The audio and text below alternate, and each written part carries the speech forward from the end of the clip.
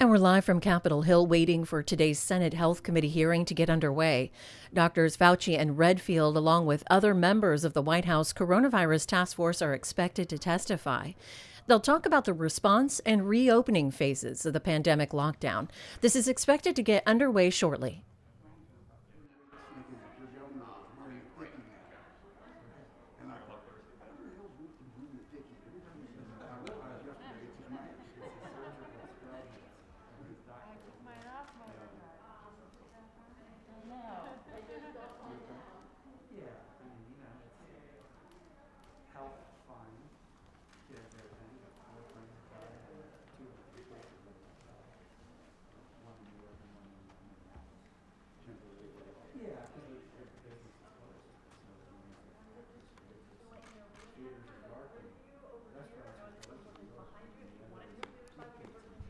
Good morning. Good.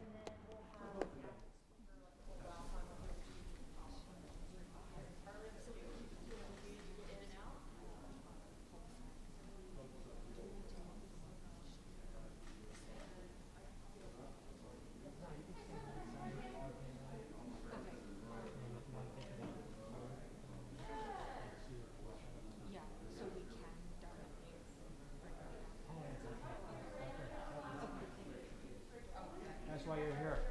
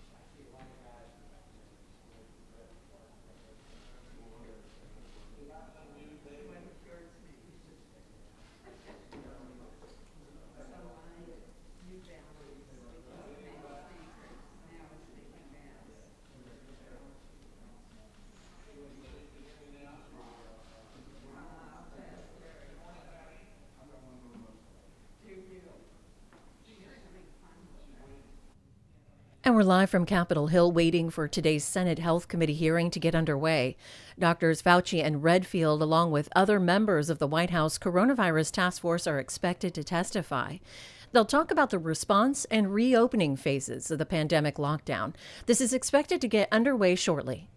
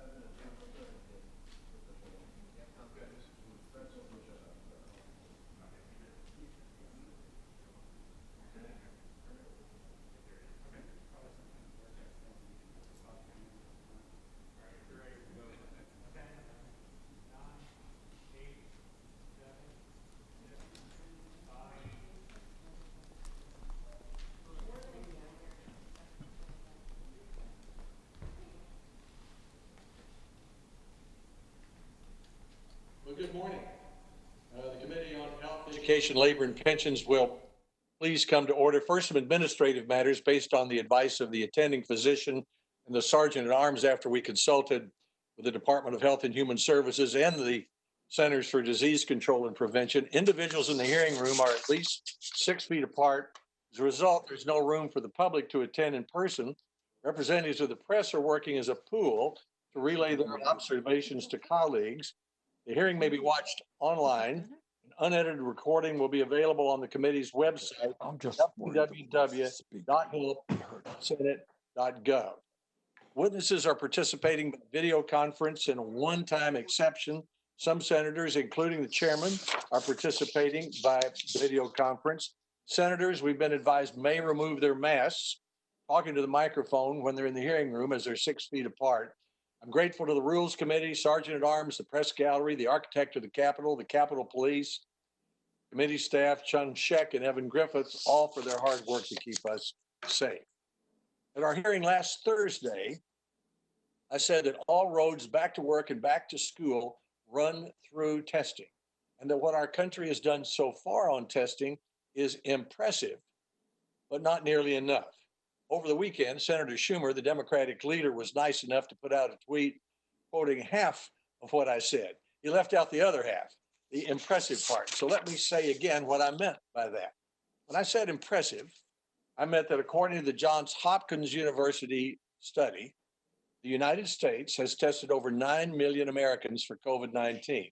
That's twice as many as any other country. We don't know what China has done. And it's more per capita than most countries, including South Korea, which many members of our committee had cited as an example of a country that had tested well.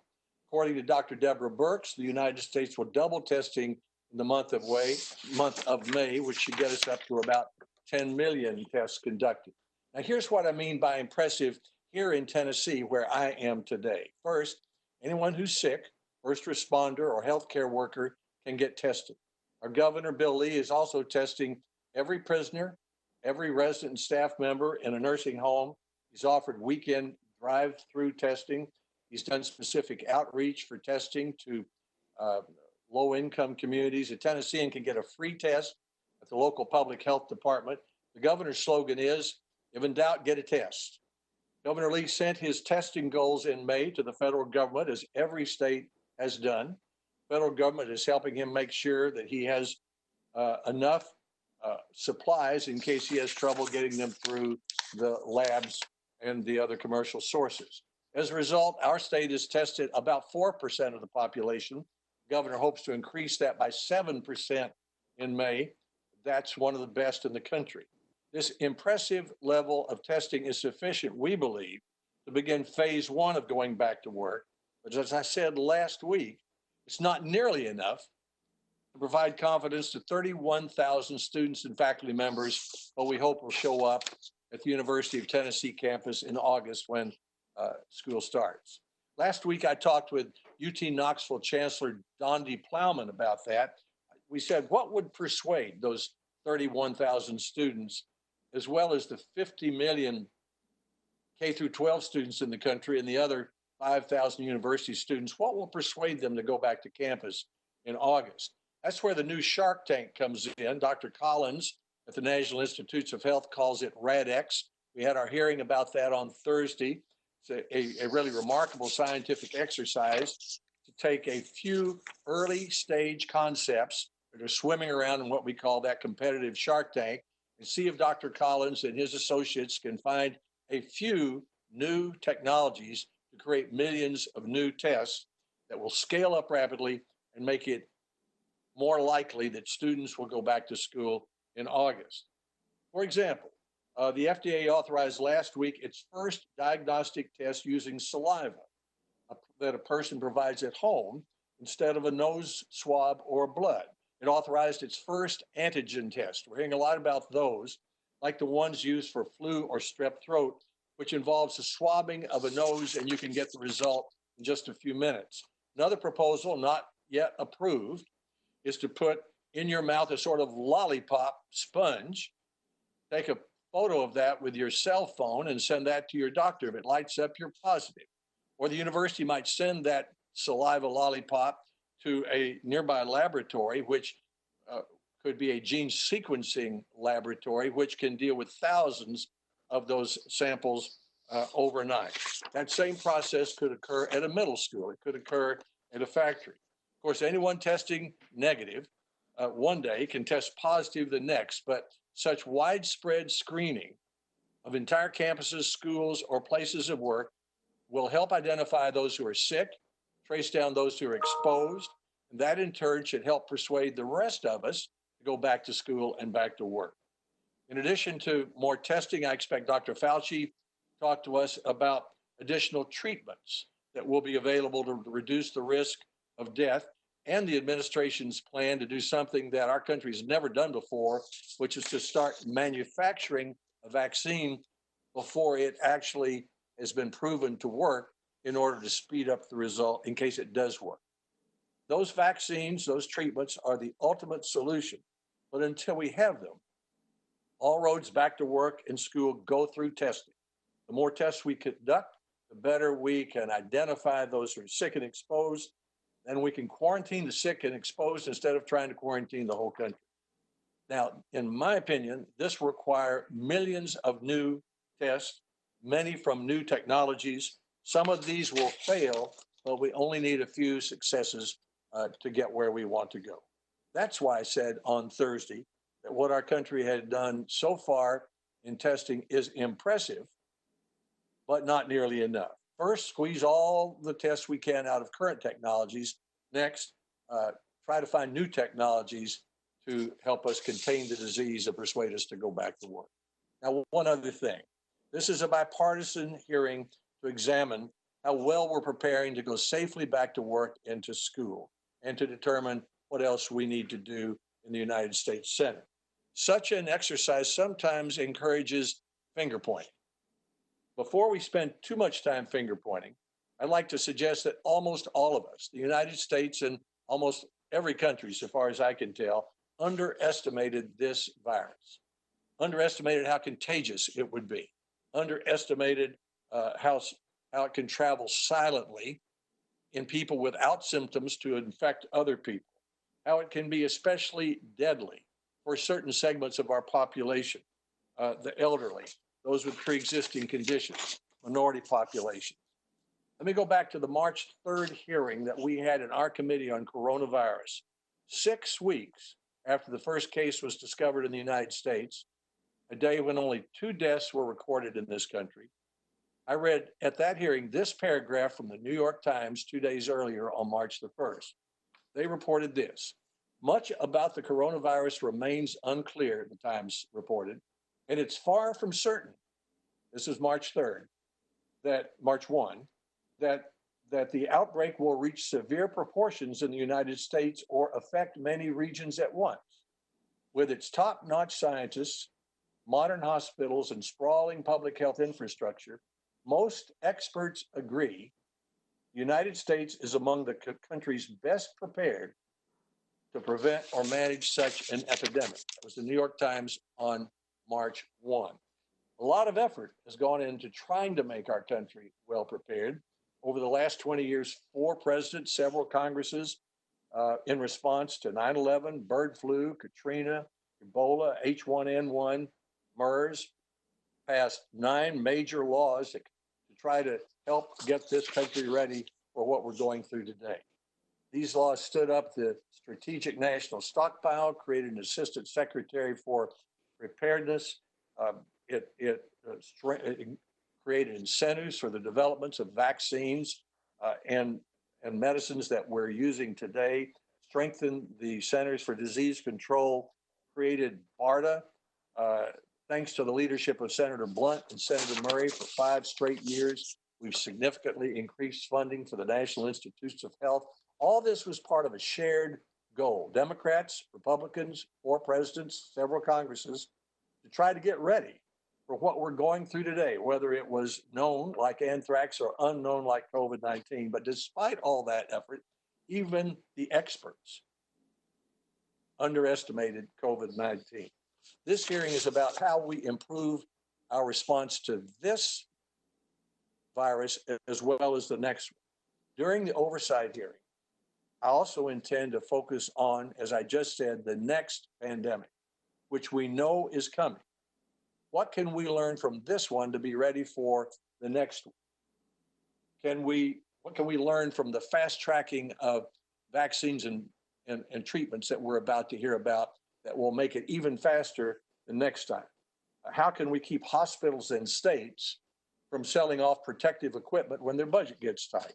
How can we make sure Congress does our share of the funding responsibility?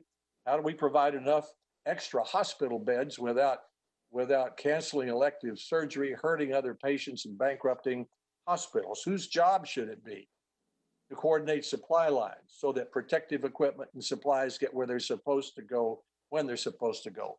What's the best way to manage the stockpile?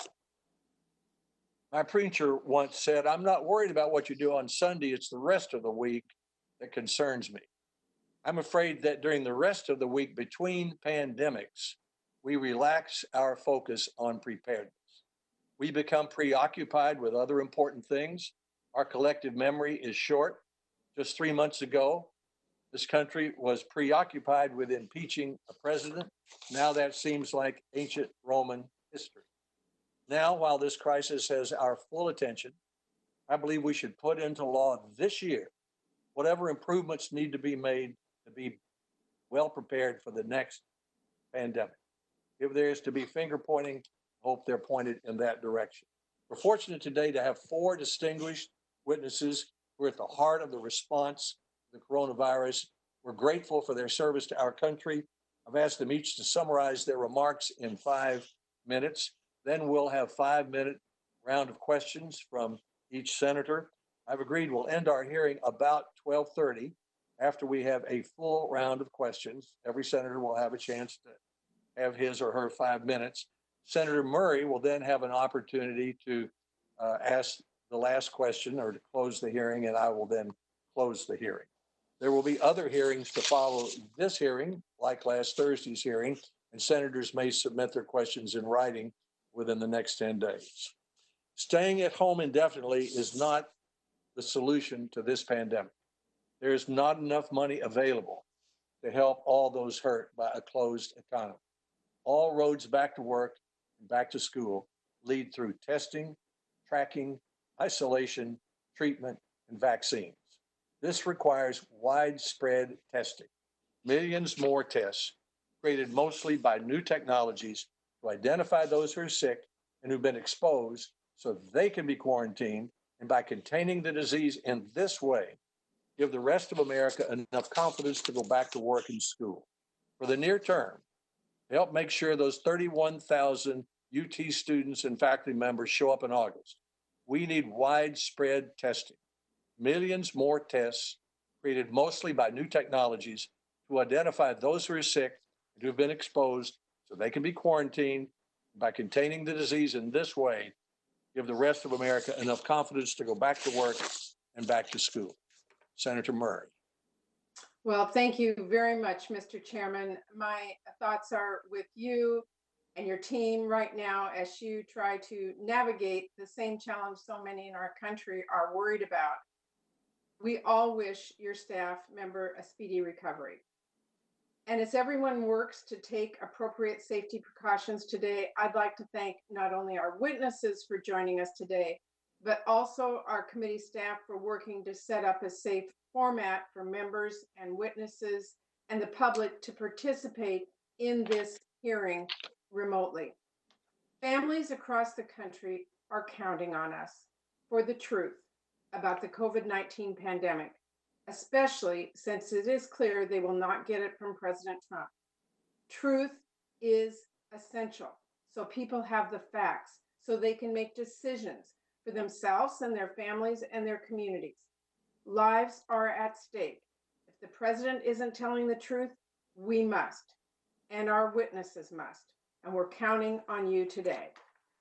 And families need us to take this opportunity to dig into the facts about where things did go wrong so we can finally get them on track.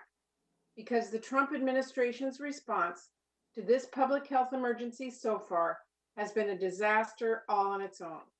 Delays, missteps have put us way behind where we need to be on diagnostic tests and allowed inaccurate antibody tests to flood the market. Corruption and political interference have impeded efforts to secure desperately needed personal protective equipment and promoted dangerous, unproven treatments.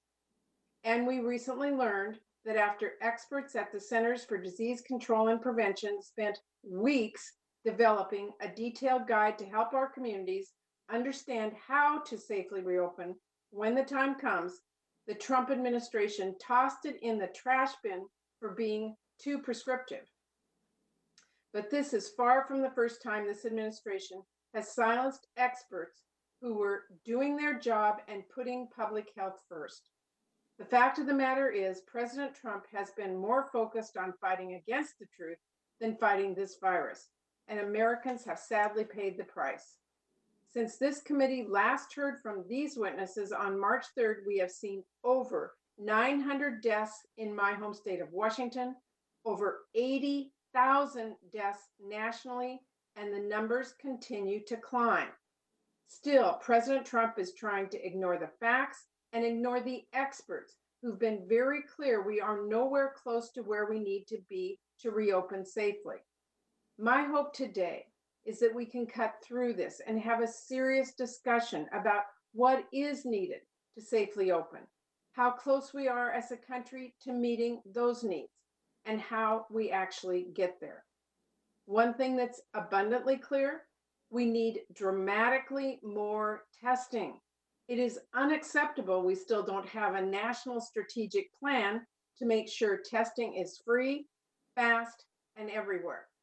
That is why I fought to make sure our last COVID-19 package included an initial $25 billion testing fund and a requirement that the administration submit a plan by May 24th.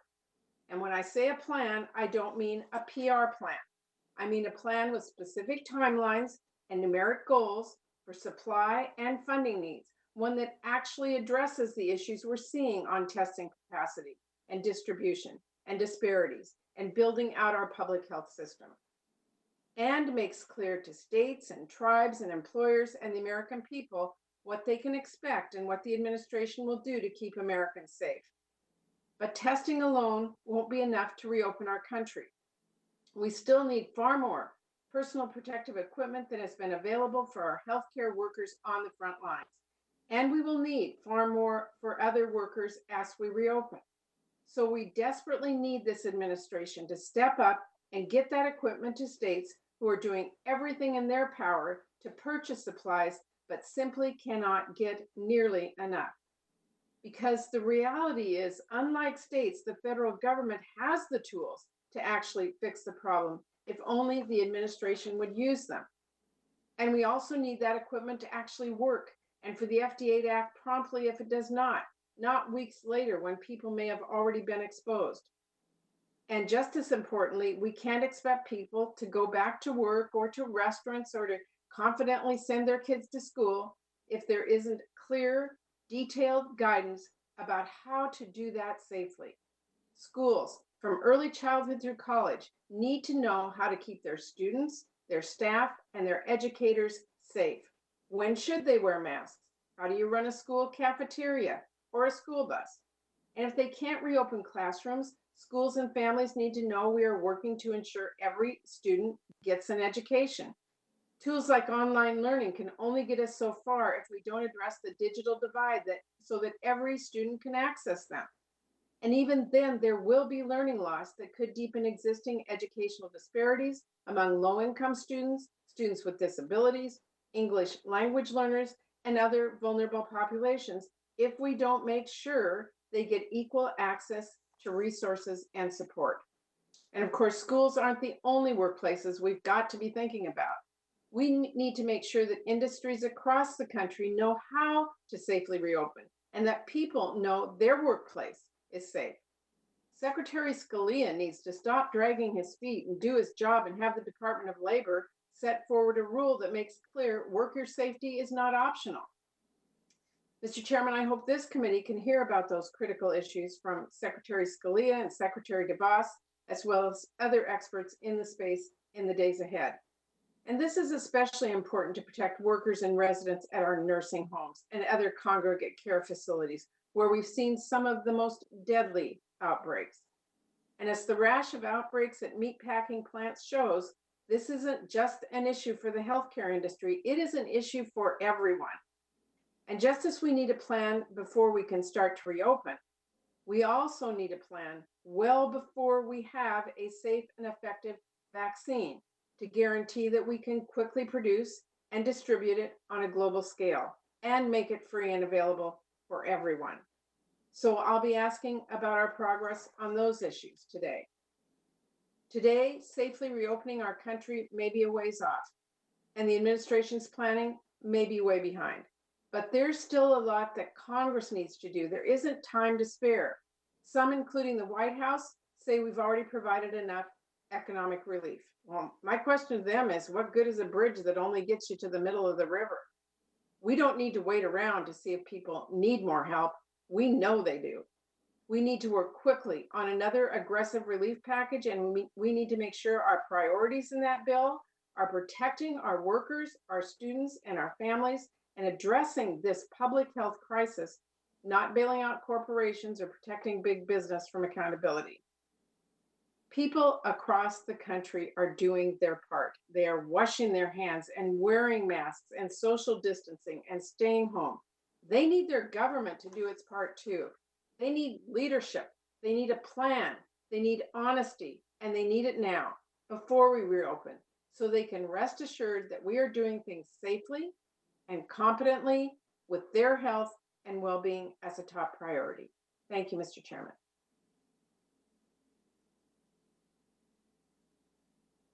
This hearing, it's an important hearing, and I know lots of people may be watching it for the first time. If they are, I hope they notice that we have 23 members of this committee, I believe, one more Republican than Democrat. We have some very strong views, but we're able to work together and to express those views and respect each other and our witnesses. And a big part of that goes to Senator Murray and her staff. So thank you for that. Each witness will have up to 5 minutes to give his testimony. Thank you for making an exception and agreeing to testify by video because of these unusual circumstances. And thank you for what you're doing for our country. Our first witness is Dr. Anthony Fauci. He's director of the National Institutes of Allergy and Infectious Diseases at the National Institutes of Health.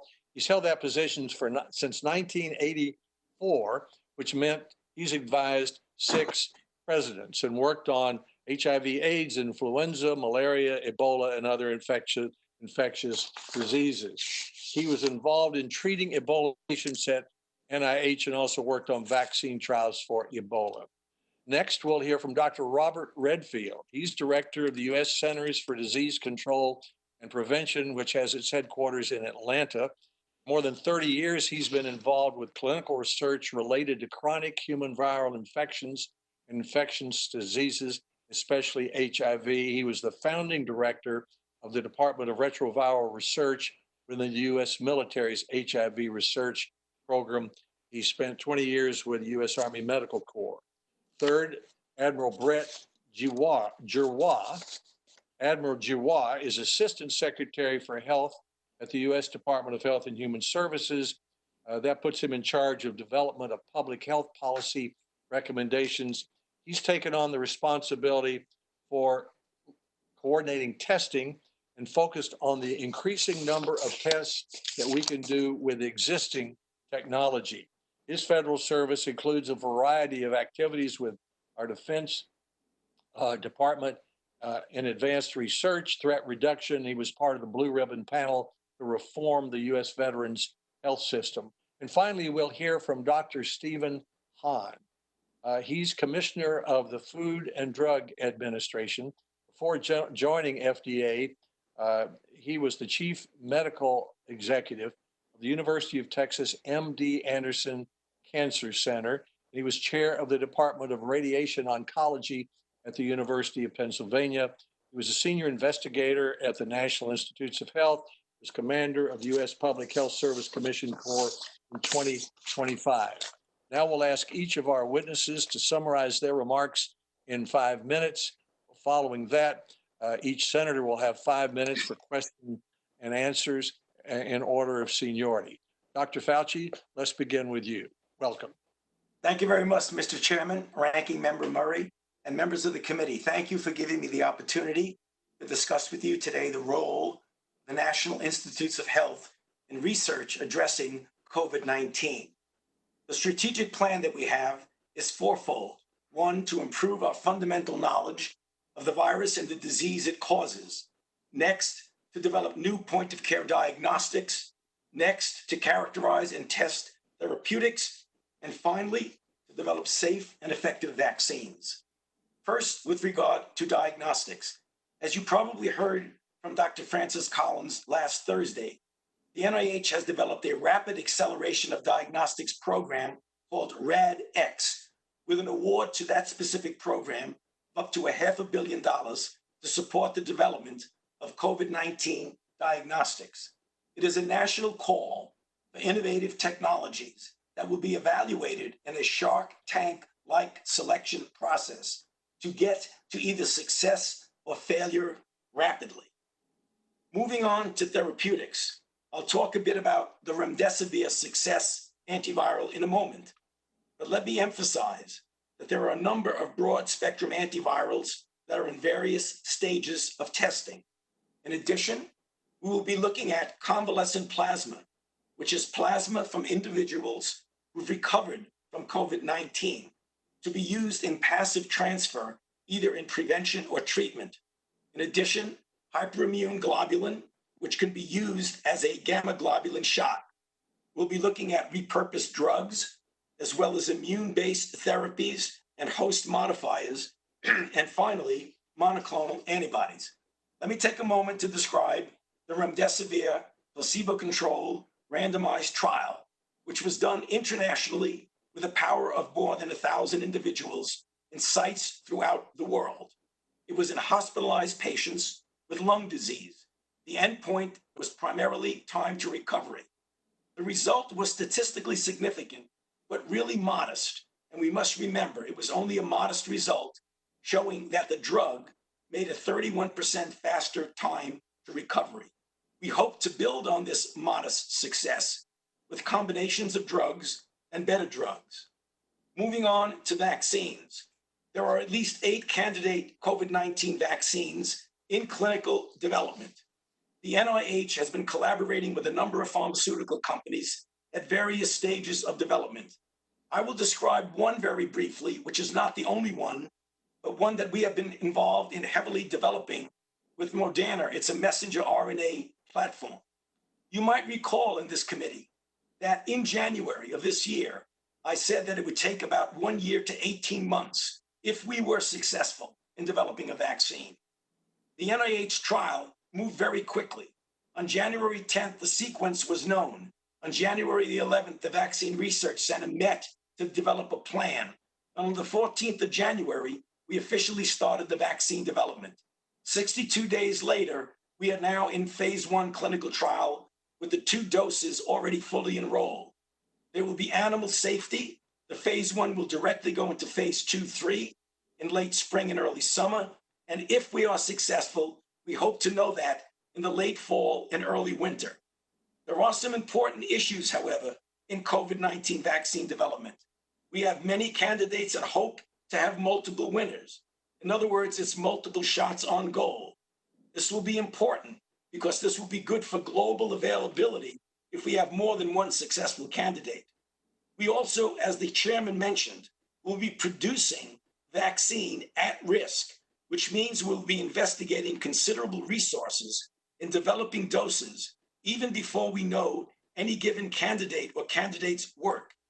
I must warn that there's also the possibility of negative consequences, where certain vaccines can actually enhance the negative effect of the infection. The big unknown is efficacy. Will it be present or absent, and how durable will it be? And finally, I want to mention the NIH has launched a public-private partnership called Accelerating COVID-19 Therapeutic Interventions and Vaccines. The purpose of that is to prioritize and accelerate clinical evaluation of therapeutic candidates with near-term potential. Hopefully, our research efforts, together with the other public health efforts, will get us quickly to an end to this terrible ordeal that we are all going through.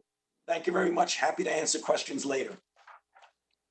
Thank you, Dr. Fauci. Dr. Redfield, welcome. Good morning, Chairman Alexander and Ranking Member Murray and members of the committee. Our nation is confronting the most serious public health crisis in more than a century. Yet we're not defenseless. We have powerful tools to fight this enemy. We have tried and true effective public health interventions, such as early case identification, isolation, and contact tracing, combined with important mitigation strategies to include social distancing, frequent hand washing, and face covering. These public health tools have and will continue to slow the spread of COVID-19. I appreciate the opportunity this morning to provide a brief overview of some of CDC's ongoing work in response to COVID-19. CDC has been working 24/7 to combat the pandemic. CDC's Emergency Operations Center is supporting state, tribal, local, and territorial public health partners in building core capabilities, particularly workforce, laboratory, and data and predictive analytics. Epidemiologists are conducting surveillance for COVID-19 as well as conducting health system surveillance. Community mitigation teams are providing guidance on infection control and contact tracing, and our laboratory experts are performing serological testing to better define the extent of asymptomatic populations. As local leadership makes decisions to reopen, they'll require varying degrees of federal support. Each location will be different and will face unique circumstances. CDC has conducted a state-by-state assessment of public health testing capacity and contact tracing capacity, as well as surge plans. CDC is providing technical assistance and funding to the states provided through the Supplemental CARES Act and the Paycheck Protection Program and Healthcare Enhancement Act. We're working directly with the state public health leaders to define their needs for testing and testing devices, supplies, and manpower, surveillance, data collection and reporting, contact tracing, infection control, and outbreak investigation. I want to spend a moment to focus on several key elements. First, testing. Rapid, extensive, and widely available timely testing is essential for reopening America. CDC's role in testing continues to support diagnosis and contact tracing, surveillance, and outbreak. And we work with the public health partners to define their particular testing strategy for their jurisdiction. Admiral Giroir will address the testing components of the response in greater detail. Contact tracing. Increasing state, tribal, local, and territorial contact tracing capacity is critical. It's a critical part to stop the chains of transmission and prevent the occurrence of sustained community transmission. CDC's role is to provide technical training, assistance, and support to the states as they hire and build a workforce necessary to be fully prepared to effectively respond to the public health challenges posed by the ongoing COVID pandemic. This will be an expansive effort. Surveillance. Our nation's surveillance program is built on a combination of systems, including existing syndromic, influenza, and respiratory viral disease surveillance systems that have been combined with commercial and research lab platforms and our case reporting form system. CDC is adapting these and optimizing it to have a surveillance system in response to COVID-19.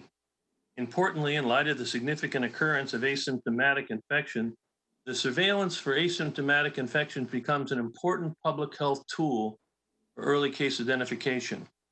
CDC is working with each public health jurisdiction to develop a prospective surveillance program to include active surveillance among those that are most vulnerable, such as individuals in long-term care facilities, inner-city clinics, and homeless shelters. We need to rebuild our nation's public health infrastructure. Data and data analytics, public health laboratory resilience, and our nation's public health workforce. Now's the time to put it in place for the generations to come, not only for the public health system that our nation needs, but for the public health system that our nation deserves. Before I close, I want to recognize the tireless commitment of the dedicated CDC staff who've deployed to every corner of this nation to fight COVID-19. More than 4,000 employees have deployed here and globally. Science and data continue with technical expertise and public service to be the backbone of CDC's contributions to the U.S. response. I extend my serious gratitude to the healthcare workers in the front lines, as well as their family, and the essential emergency personnel, as well as the American people, to say thank you for adhering to the stay-at-home guidelines and protecting the most vulnerable. It's important to emphasize that we're not out of the woods yet. Battle contends and we must, but we are more prepared. We need to stay vigilant with social distancing. It remains an imperative. We are a resilient nation, and I am confident that we will emerge from this pandemic stronger together. Thank you. Thank you, Dr. Redfield. Admiral, welcome.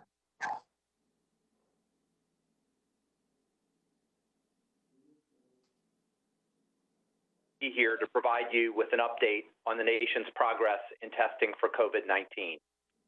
On March 12th, Secretary Azar requested that I lead the COVID-19 testing efforts within HHS, including oversight and coordination of the FDA and CDC with regard to testing. Since then, the nation has performed more than 9 million COVID-19 tests, a number far greater than any other country and double the per capita tests performed to date in South Korea.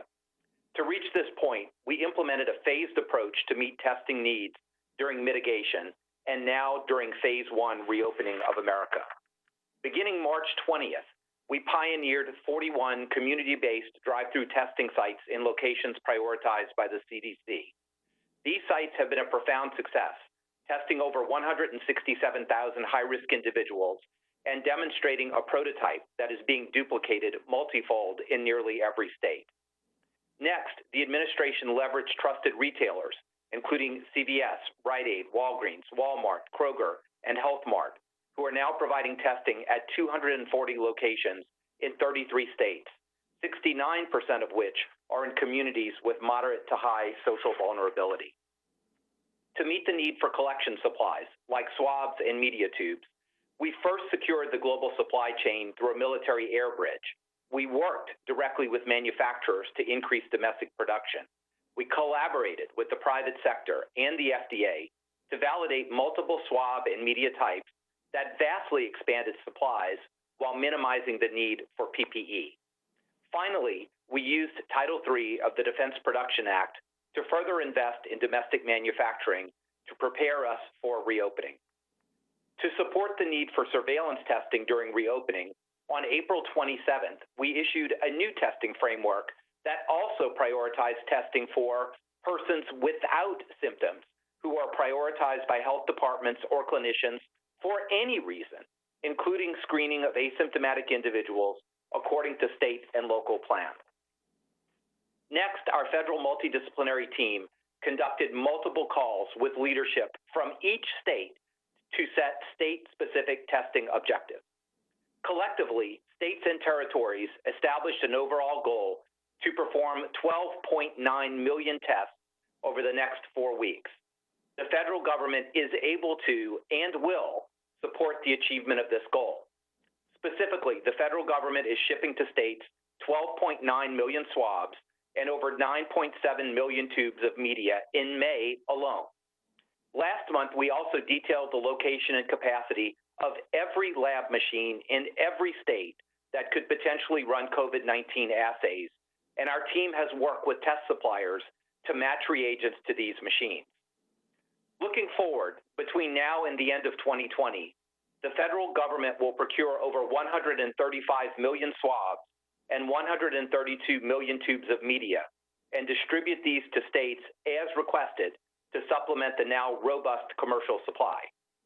We anticipate marked increases in current tests, as well as a dramatic expansion of new point-of-care tests, like the first-in-class Quidel antigen test authorized by the FDA just last Friday. Quidel anticipates being able to distribute 300,000 tests per day within just a few weeks. So by September, taking every aspect of development, authorization, manufacturing, and supply chain into consideration, we project that our nation will be capable of performing at least 40 to 50 million tests per month if needed at that time. And if new technologies are authorized, like whole genome sequencing approaches or any novel solutions uncovered by NIH's new Diagnostics initiative, that number will be much higher. Finally, I want to acknowledge and express my heartfelt gratitude to the officers of the U.S. Public Health Service Commission Corps, the uniformed service I am honored to lead. 3,471 men and women have deployed in support of this pandemic. On the cruise ship in Japan, to our military bases repatriating Americans, to our community-based testing sites and international airports, to FEMA and our task forces, to nursing facilities, including King County, Washington, and to field hospitals and hard-hit communities across our nation. I thank each and every one of these officers and their families, and on their behalf, I thank the members of this committee for supporting our training needs and the establishment of a ready reserve to supplement our ranks in future national emergencies. Thank you for the opportunity to provide these remarks. Thank you, Admiral Giroir. And now Dr. Stephen Hahn, our fourth and final witness. Chairman Alexander, Ranking Member Murray, and members of the committee, thank you for inviting me to participate in this hearing today. I first want to start by thanking the American people for their incredible efforts at mitigation and extend my condolences to those who have lost loved ones. From day one of this pandemic, the 18,000 FDA employees, who are just incredible scientists, doctors, and nurses, have taken an active role in the all-of-government response to this pandemic. FDA has worked to facilitate the development of medical countermeasures to diagnose, treat, and prevent COVID-19. We've worked closely with laboratories, manufacturers, academia, product developers, our federal partners, and companies that don't even make medical products but want to pitch in, for example, by making hand sanitizer, personal protective equipment, and ventilators. Every decision we have made have been driven by data with the goal of protecting the health of the American people. In a public health emergency, however, our response has balanced the urgent need to make medical products available with the provision of a level of oversight that helps ensure the safety and effectiveness of those medical products. I'd like to take a few minutes to tell you what FDA is doing to help the country at this point, and which Americans judge as safe to return to work and to school. It starts with testing, as others have mentioned. FDA has worked with more than 500 developers who have or said they will be submitting emergency use authorization requests for COVID-19 tests. This includes some newer technologies that heretofore have not been used as part of diagnostic tests in response to a pandemic. We have issued 92 individual emergency use authorizations for test kit manufacturers and laboratories, and we've been informed by more than 250 laboratories they have begun testing under the regulatory flexibilities we outlined in March. We are conducting rolling reviews of EUA submissions so that we can quickly authorize tests in which the data support. In a public health emergency, the accuracy of diagnostic tests is important, not only for the individual patient, but for the patient at large, for the public at large. FDA is helping to ensure the availability of tests that are providing accurate answers. We are also monitoring the marketplace for fraudulent tests and are taking appropriate action to protect the public health. And we are working to provide more clarity about which tests have been reviewed and authorized by FDA and which have not. Serologic tests will play a role in our recovery. Unlike diagnostic tests, which detect the presence of the virus, serologic tests measure the amount of antibodies or protein present in the blood when the body is responding to an infection like COVID-19. These tests can help identify individuals who can overcome an infection and who have developed an immune response. We will continue working with labs, manufacturers, and across the government to find a balance between the assurance that an antibody test is accurate and timely access to such tests. Of course, the way we will eventually beat this virus is with a vaccine, and FDA is working closely with our federal partners, including the NIH, vaccine developers, manufacturers, and experts across the globe. We intend to use our regulatory flexibility to help ensure the most efficient development of a safe and effective vaccine to prevent COVID-19. Until a preventative vaccine is approved, however, we need medical products to bridge the gap. FDA has been working for several months to facilitate the development and availability of therapeutics as expeditiously as possible. And we've created an emergency program for this acceleration called the Coronavirus Treatment Acceleration Program, or CTAP. We have reassigned staff to work with urgency to review requests from companies, scientists, doctors who are developing therapies, and we're using every available authority and regulatory flexibility that's appropriate to facilitate the development of safe and effective products to treat COVID-19. A variety of therapeutic areas are being evaluated, as mentioned by Dr. Fauci and others, including antiviral drugs and immunotherapies, as well as convalescent plasma, hyperimmune globulin, and monoclonal antibodies. As Dr. Fauci also mentioned, we recently announced the positive results of the NIAID trial of remdesivir and issued an EUA for the treatment of hospitalized patients with COVID-19. Two other promising treatments that I mentioned are the antibody-rich products, convalescent plasma and hyperimmune globulin, and I am certainly willing to go into more detail if members of this committee have questions about this. But we are working very aggressively and closely with stakeholders to facilitate the development of monoclonal antibodies, which, if shown to be safe and effective, could act as a bridge therapy to the development of a vaccine. We recognize that developing vaccines and therapies need to go hand in hand with ensuring that there will be sufficient supplies for our country. So we're also working with manufacturers to make sure that this supply chain is robust. Mr. Chairman, ranking member, and members of the committee, please know that in FDA, you have a dedicated team of some of the nation's finest scientists, healthcare providers, and public health professionals. We are guided by science and data, and we won't let up until we facilitate the development of products that our nation needs to get back to work. I look forward to your questions. Thank you, Dr. Hahn, and thanks to all four of you for your expertise, for your dedication to our country, and your hard work. We'll now begin a round of 5-minute questions from each senator on the committee, alternating between Republicans and Democrats. Each senator has, if you're by video conference, you have a little time clock at the bottom, and I would ask you to try to stay within 5 minutes for your questions and answers. I will start. I've got a question for Dr. Fauci and then Admiral Giroir. Doctor, let's look down the road 3 months. There'll be about 5,000 campuses across the country trying to welcome 20 million college students, 100,000 public schools welcoming 50 million students.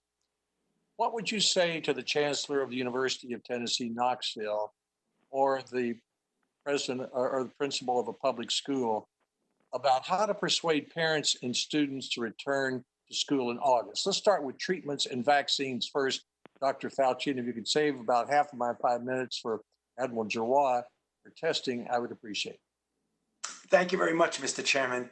Well, I would be very realistic with the chancellor and tell him that when we're thinking in terms— It's a her in this case. Oh, okay, I would tell her, I'm sorry, sir, that in this case, that the idea of having treatments available or a vaccine to facilitate the reentry of students into the fall term would be something that would be a bit of a bridge too far. As I mentioned, the drug that has shown some degree of efficacy was modest, and it was in hospitalized patients, not yet or maybe ever to be used either yet as prophylaxis or treatment. So if the issue is that the young individuals who will be going back to school would like to have some comfort in that there's a treatment, probably the thing that would be closest to utilization then would likely be passive transfer of convalescent serum. But we're really not talking about necessarily treating a student who gets ill, but how the student will feel safe in going back to school. If this were a situation where we had a vaccine, that would really be the end of that issue in a positive way. But as I mentioned in my opening remarks, even at the top speed we're going, we don't see a vaccine playing in the ability of individuals to get back to school this term. What they really want is to know if they are safe. And that's the question that'll have to be due with what we discussed earlier about testing. So I'm about halfway through the remarks. I'd like to just pass the baton to Admiral Giroir, who would address the question of the availability of testing and what role that might play in returning to school.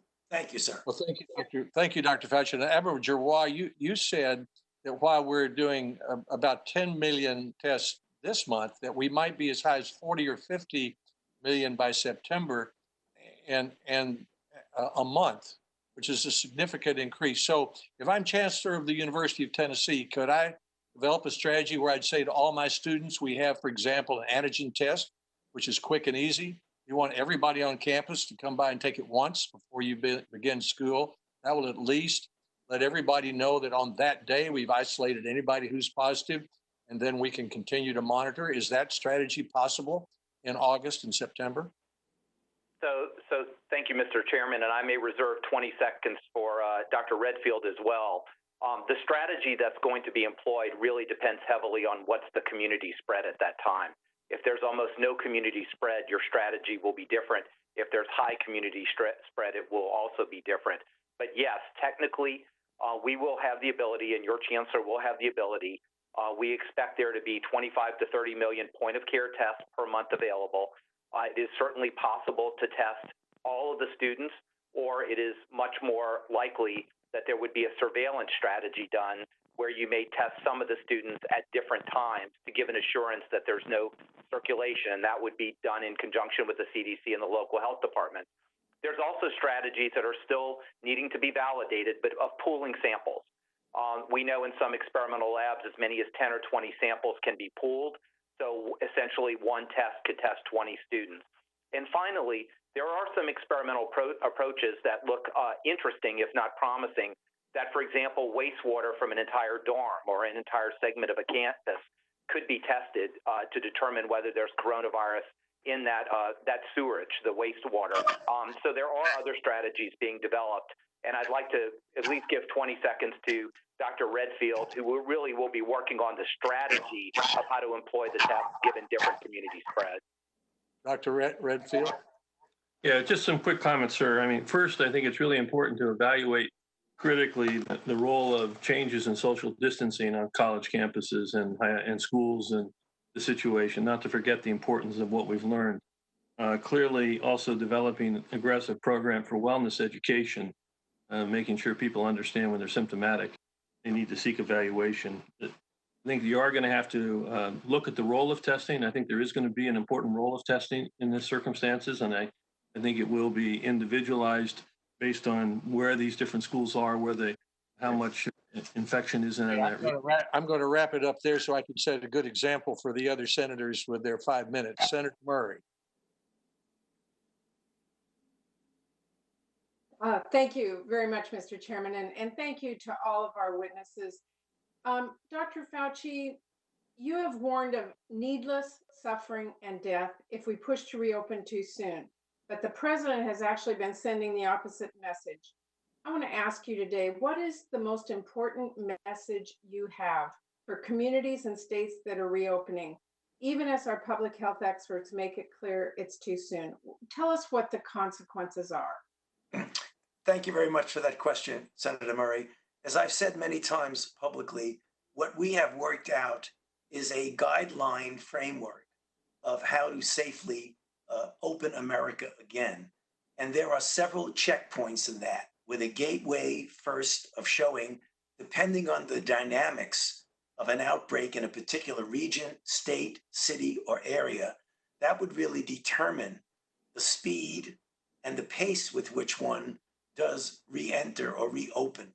So my word has been, and I've been very consistent in this, that I get concerned if you have a situation where the dynamics of an outbreak in an area are such that you are not seeing that gradual over 14-day decrease that would allow you to go to phase 1. And then if you pass the checkpoints of phase 1, go to phase 2 and phase 3. What I've expressed then and again is my concern that if some areas, cities, states, or what have you, jump over those various checkpoints and prematurely open up without having the capability of being able to respond effectively and efficiently, my concern is that we will start to see little spikes that might turn into outbreaks. So therefore, I have been being very clear in my message to try to the best extent possible to go by the guidelines, which have been very well thought out and very well delineated. So if a community or a state or a region doesn't go by those guidelines and reopen, the consequences could be pretty dire, correct?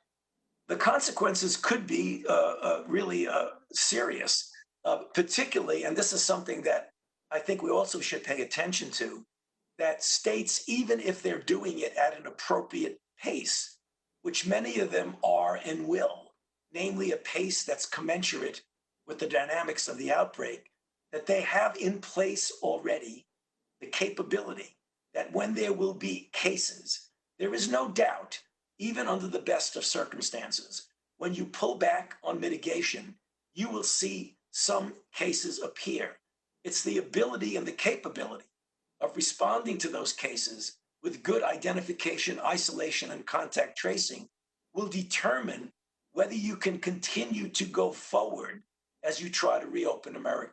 So it's not only doing it at the appropriate time with the appropriate constraints, but having in place the capability of responding when the inevitable return of infections occur. Well, thank you for that. And it's very clear in order to do that, we need knowledge, which is about testing. And for months, this administration's approach to testing has really been plagued by unrealized goals and disregard for systemic problems within that supply chain. And last week, an average of just 250,000 tests per day were performed in the United States. That is a small fraction of what we need. And yesterday, President Trump had the gall to declare the U.S. had, quote, prevailed on testing in a press conference that was filled with misinformation and distortions. Dr. Gerard, public health experts do not think the U.S. has prevailed. I'm glad you finally committed that states, including my home state of Washington, will receive enough tests to meet their goals for May and June. But this administration has had a record of giving us broken promises that more tests and supplies are coming, and they don't. And we know, by the way, that testing is going to needs will persist long past June, long past. So I wanted to ask you today, will the administration's forthcoming strategic plan that is now required under the COVID package that was just passed and signed into law, will that strategic plan on testing include specific numeric targets for testing capacity, supply chain capacity, and projection of shortages? Thank you for that question and statement, Senator Murray. Yes, we are, as I've stated, we continue to have a work in progress as we build the testing capacity. We have established the targets with the states of over 12 million tests over the next 4 weeks. We think those targets are going to be good in May and June. But as Dr. Fauci said, we really have to be evidence-based. We expect those targets to go up as we progressively open, as communities go through phase 1 and then into phase 2. And certainly those numbers will need to go up significantly again in the fall when we potentially have influenza circulating with COVID. So yes, there will be targets. The targets will need to change based on the evidence that we see. But we are highly committed to securing the supply chain. We've worked daily with every manufacturer, and I'm just pleased we're in May and June able to get ahead of the states so that we can supply them what they need so they have those assurances. So there's not going to be any doubts about that. My question to you is, when you put out that specific plan that you are required to do, we will see numbers that you are going to tell us that you will reach, targeted for testing and supply chain capacity and projection of sorts. Instead of just saying we hope to have 1 million this week, next week, so you will give us the specific targets, correct? We know specific. I'll say yes, ma'am. We know the specific. We know the specific amounts of tests we have over the summer. How many we need? So yes, ma'am. We developed the need statements by working with the states individually, with epidemiologists, with the CDC, so that overall in May we'll be testing about 3.9% of the overall U.S. population. I'm fine, but what I'm telling you, Well over time, Senator Murray. How many we have, but how many we will need, not just for May, but in the coming months, so that we can be prepared to have them. Yes, ma'am, and not to be repetitive, but we need to be evidence and data driven, because what we may see in May or June will drive differences in the amount of test goals we have. So we really just need to be very humble about this. We need to look at the data. We know that the testing needs will go up over May and June, as we progressively open, and we will do our best to predict that. But you have to understand we have to see what the data and the evidence show at that time. Okay, I appreciate that. Mr. Chairman, again, what our strategic plan requires is what is the goal? Not how many we have, but how many we need. And that's what we'll be looking for. Thank you. Thank you, Senator Murray. Senator Enzi. Thank you, Mr. Chairman, and I particularly appreciated your opening statement where you had a very succinct list of preparations we need to learn from this pandemic for the next one. Not only should we be working on this and preparing, but we need to look at the future too. And I think we've learned a lot. We're fighting a virus at the same time that scientists are learning about it. So we need to be nimble. We also need to be sure that we are prepared for a second wave of outbreaks that could coincide with the start of the flu season, potentially stressing our healthcare system even more than it already has been. Admiral Giroir, I thank you for your comments. I think they've been comforting about what has been done and what can be done. I agree with Senator Murray that we need to have some specific goals. As an accountant, that's always one of the things that I'm looking for. For questions, Dr. Hahn, our understanding of the clinical picture of COVID-19 continues to evolve. What first looked like a respiratory illness now seems much more comprehensive, potentially affecting the heart, the brain, the kidneys, and other organs. How does this evolving picture impact the ability to evaluate the appropriate clinical or surrogate endpoints for review of vaccines and treatment? Thank you, Senator, for that question. The evolving clinical picture and obviously the way this is manifesting around the country clinically does in fact inform the endpoints that we will work with developers of therapies on, so that we can get the absolute most efficient, but also the most accurate information and appropriate endpoints to make the necessary authorizations and approvals. We have set up this program called the Coronavirus Treatment Acceleration Program, where our top scientists and clinicians have been at the table consulting with our colleagues at NIH and CDC to actually address those questions. What are the appropriate endpoints? I'll give you an example. We do know that in some circumstances, patients who've had severe COVID disease have developed thrombotic or clotting type episodes. And so we prioritize a review of agents that we think might be beneficial. And obviously the clinical endpoints for those trials will be different than an agent that's an antiviral like remdesivir, whereas Dr. Fauci mentioned we're looking at time to recovery. So we want to adapt it to the clinical circumstance as well as to the type of therapy that's put before us. Thank you. Another question to Dr. Hahn. We have made a lot of progress in vaccine development already, but BARDA has identified that domestic manufacturing of needles and syringes is a significant gap in pandemic preparedness. What has HHS done in advance of a potential national vaccination campaign to ensure that we have sufficient capacity to administer a vaccine? Senator Enzi, thank you for that question. This is a really important point because, as you mentioned, it's not just about the vaccine or hopefully vaccines that are developed.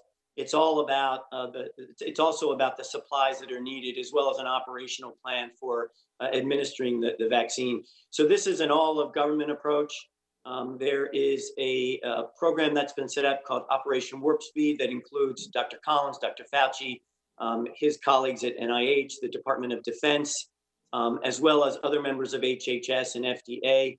Dr. Peter Marks from our Center for Biological Evaluation Research has been helping coordinate that, is working very closely with Dr. Fauci and his team. And we've created what's called a Gantt chart to look forward. What are the necessary supply chain issues, syringes, needles, et cetera, depending on the various vaccines that are being developed, how many times they have to administer and the route of administration. So we've been leaning in on this supply chain to ensure that when a vaccine is ready to go, we will have the necessary supplies to actually administer it and operationalize the vaccination. Thank you. I have a couple more questions, but again, the clock's not visible there, so I suspect I've used up my time. I'll submit those in writing.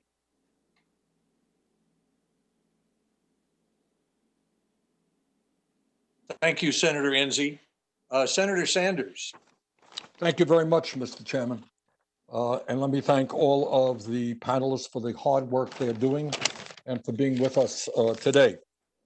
It is sad to say that we have a president of the United States, the leader of our country, who from day one downplayed the dangers facing this country from the pandemic, who told us that the crisis would be over in a few months, that we did not have to worry, who fired those members of the government who wanted to act aggressively and, among other things, at a time when we need international cooperation, cut funding for the World Health Organization. But let me also say that I think we understand that facts are terribly important. Not everybody that we don't fully understand all of the ramifications of the COVID-19 epidemic. But let me ask Dr. Fauci a few questions, if I might. For a start, the official statistic, Dr. Fauci, is that 80,000 Americans have died from the pandemic. There are some epidemiologists who suggest the number may be 50% higher than that. What do you think? I'm not sure, Senator Sanders, if it's going to be 50% higher, but most of us feel that the number of deaths are likely higher than that number because given the situation, particularly in New York City, when they were really strapped with a very serious challenge to their healthcare system, that there may have been people who died at home who did have COVID, who were not counted as COVID because they never really got to the hospital. So in direct answer to your question, I think you are correct that the number is likely higher. I don't know exactly what percent higher, but almost certainly it's higher. Dr. Fauci, let me ask you this. In the terrible pandemic of 1918, the virus exploded in the fall. It came back with a vengeance. Are we fearful that if we don't get our act together, as bad as the situation is now, it could become worse in the fall or winter? Well, Senator, thank you for that question. It's a frequently asked question. And I think that possibility does exist. However, and the reason I say that is that when you talk about will this virus just disappear, and as I've said publicly many times, that is just not going to happen because it's such a highly transmissible virus. And even if we get better control over the summer months, it is likely that there will be virus somewhere on this planet that will eventually get back to us. So my approach towards the possibility of a rebound and a second wave in the fall is that A, it's entirely conceivable and possible that it would happen, but B, I would hope that between now and then, given the capability of doing the testing that you've heard from Admiral Giroir and the ability of us to stock up on personal protective equipment and the workforce that the CDC under Dr. Redfield will be putting forth to be able to identify, isolate, and contact trace. I hope that if we do have the threat of a second wave, we will be able to deal with it very effectively to prevent it from becoming an outbreak, not only worse than now, but much, much less.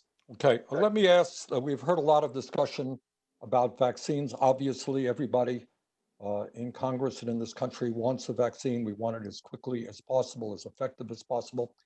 Let me ask the Honorable FDA Commissioner, sir, if, God willing, a vaccine is developed, and if we're able to produce it as quickly as we all hope we can, I would imagine that that vaccine would be distributed to all people free of charge, or make sure at least that everybody in America who needs that vaccine will get it, regardless of their income. Is that a fair assumption? Senator, I certainly hope so. FDA is very committed to making sure that all populations in the United States, including those most vulnerable, are included in the clinical trials.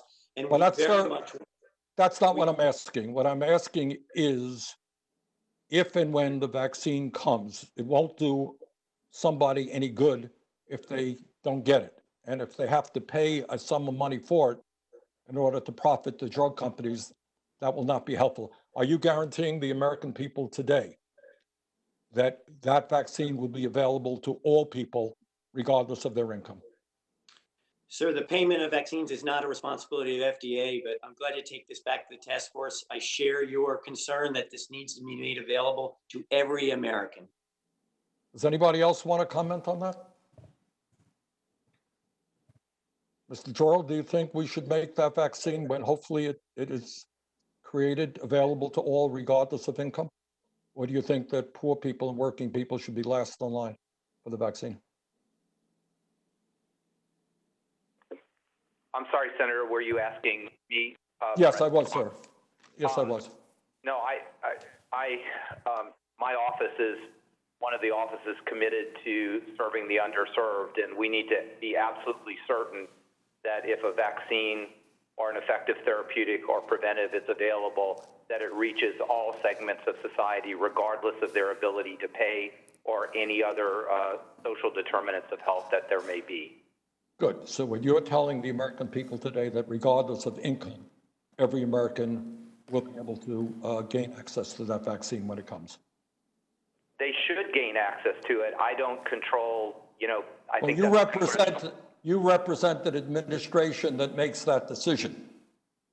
I will certainly advocate that everyone is able to receive the vaccine regardless of income or any other circumstance.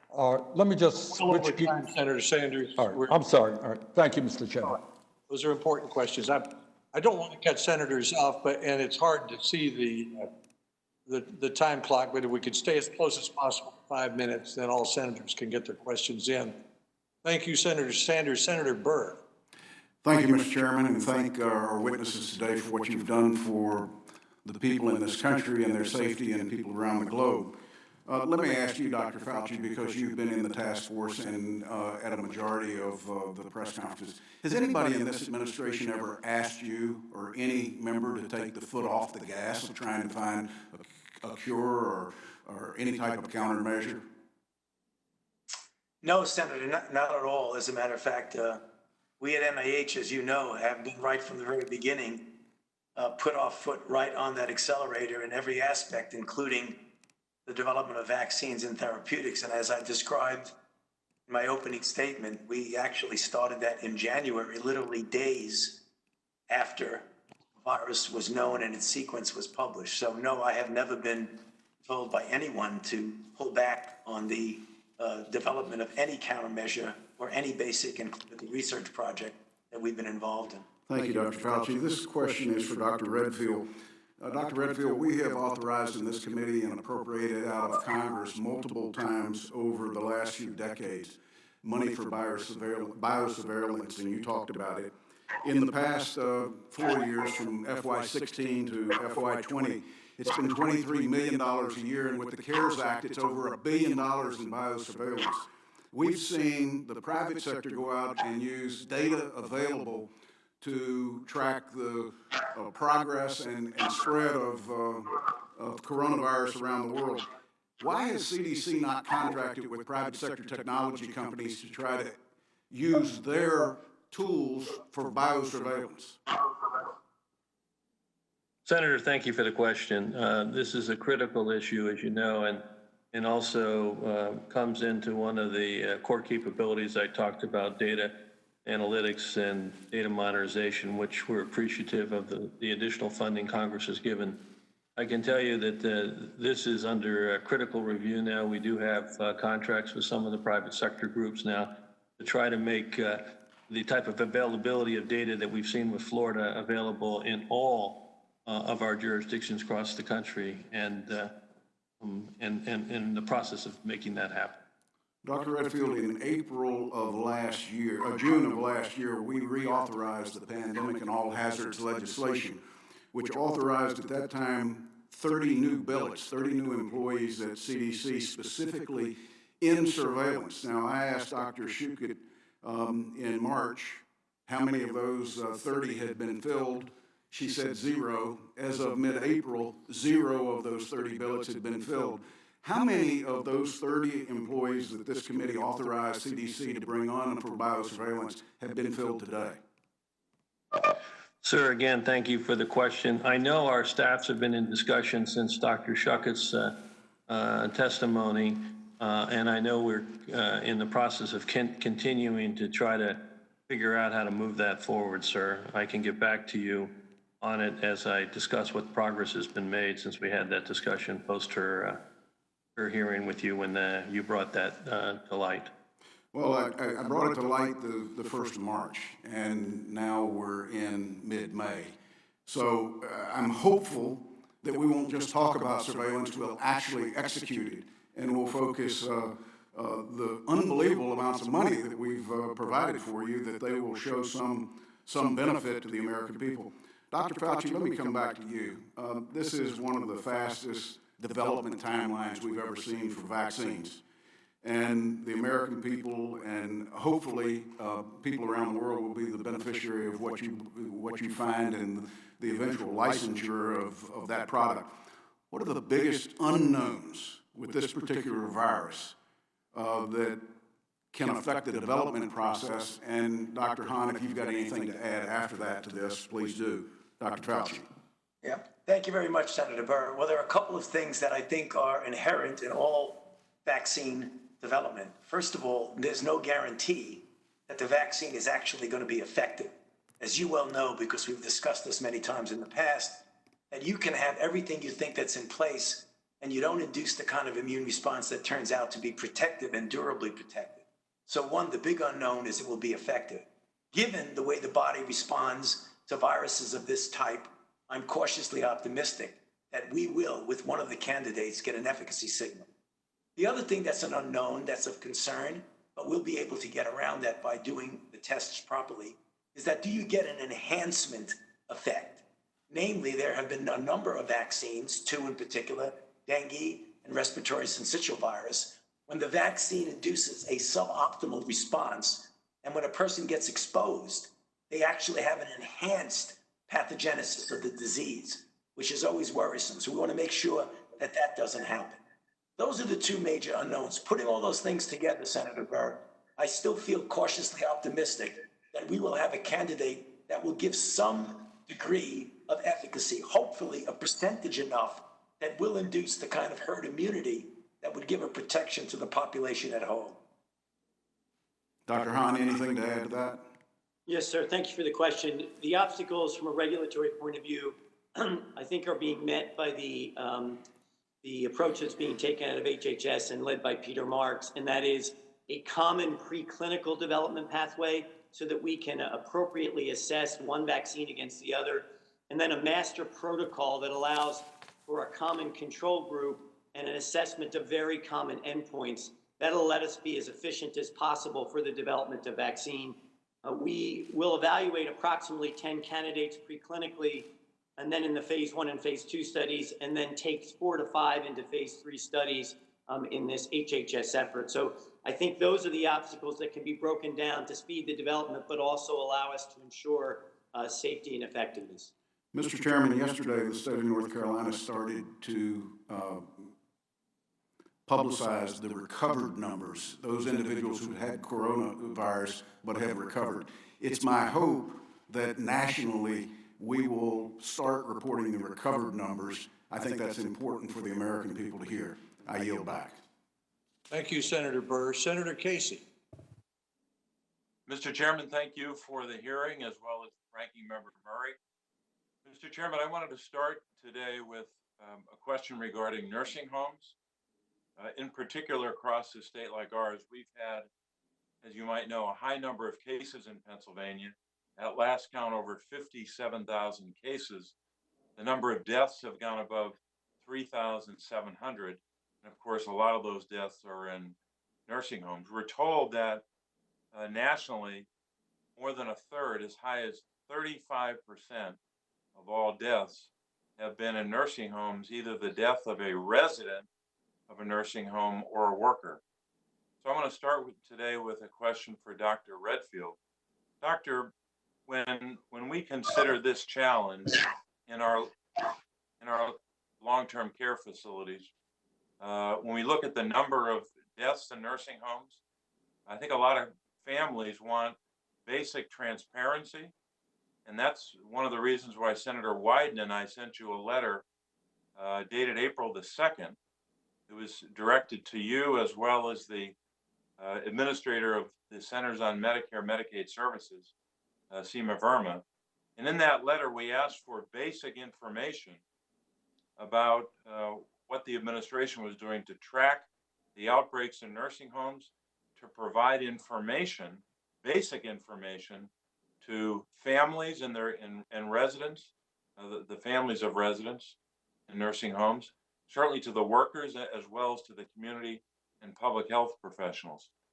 Now, it took you over about a month to respond to that, but in your response, you didn't give us any information about the timeline. These families need this information. And now we're told by the CMS administrator, after pressing her, as Senator Wyden and I did, that this information may not be available until the end of May. I need to hear from you today. Why has there been a delay, a 3-month delay in basic information that families and people within a community need about the outbreaks in nursing homes, the number of cases, what is happening in nursing homes? Tell us when we're going to see that information. Well, thank you very much, Senator. And you've highlighted one of the great tragedies that we've all experienced together. Clearly, the long-term care facilities have been particularly hard hit by this pandemic. Several things, I know that, again, the CMS, who has oversight, several things have been done, and I can get back to you in terms of where they're at in terms of activation, but clearly all nursing homes now are required to report cases in either their individuals that are patients there or staff to the CDC. Secondly, I know that FERMA has put a policy in place that all nursing homes are required to notify their members of that nursing home, of the existence of COVID in that nursing home, to include family members. I just verify in terms of when if that's operational as of today or last week, but I will get back to you with that. One of the most important we have decided is we talk about the key in reopening, as Tony mentioned, we need those symptomatic cases, we need to be able to do the contact tracing. But the other thing that we really need to do is to do surveillance, because this virus does appear to have a high propensity for asymptomatic infection, which means our traditional ways of identifying cases is going to be blunted. And so we're developing a national surveillance system. And first and most important in that is to do comprehensive surveillance in all the nursing homes in the United States. CDC will be doing that in partnership with the state and local territorial health departments. I think HRSA is going to have the responsibility to do it within the inner city clinics that are selected, and the Indian Health Service for the Indian Health Service clinics. But this is critical. We get in front of this and do comprehensive surveillance of everybody in these nursing homes. We've also done, aggressive outreach in all of them in enhancing infection control procedures, et cetera. CDC's been out to help these nursing homes with that into the guidance along with the CMS. But I'll get back to you in terms of the time. I'm pretty confident it's already operational, but I need to double check just to make sure, because I know SEMA has announced that they're all reporting to CDC now, any infection in workers or patients, and that they are required now to notify other members in the nursing home as well as family members of them when COVID is in one of those. And Mr. Chairman, I just have one question for Dr. Fauci. Doctor, I wanted to ask you, in your testimony earlier in response to a question by Senator Murray, you outlined a basic concern you have with regard to states reopening. Can you restate that for us? Yes. Thank you, Senator Casey. Yes. My concern is that if states or cities or regions, in their attempt, understandable, to get back to some form of normality, disregard to a greater or lesser degree the checkpoints that we put in our guidelines about when it is safe to proceed in pulling back on mitigation.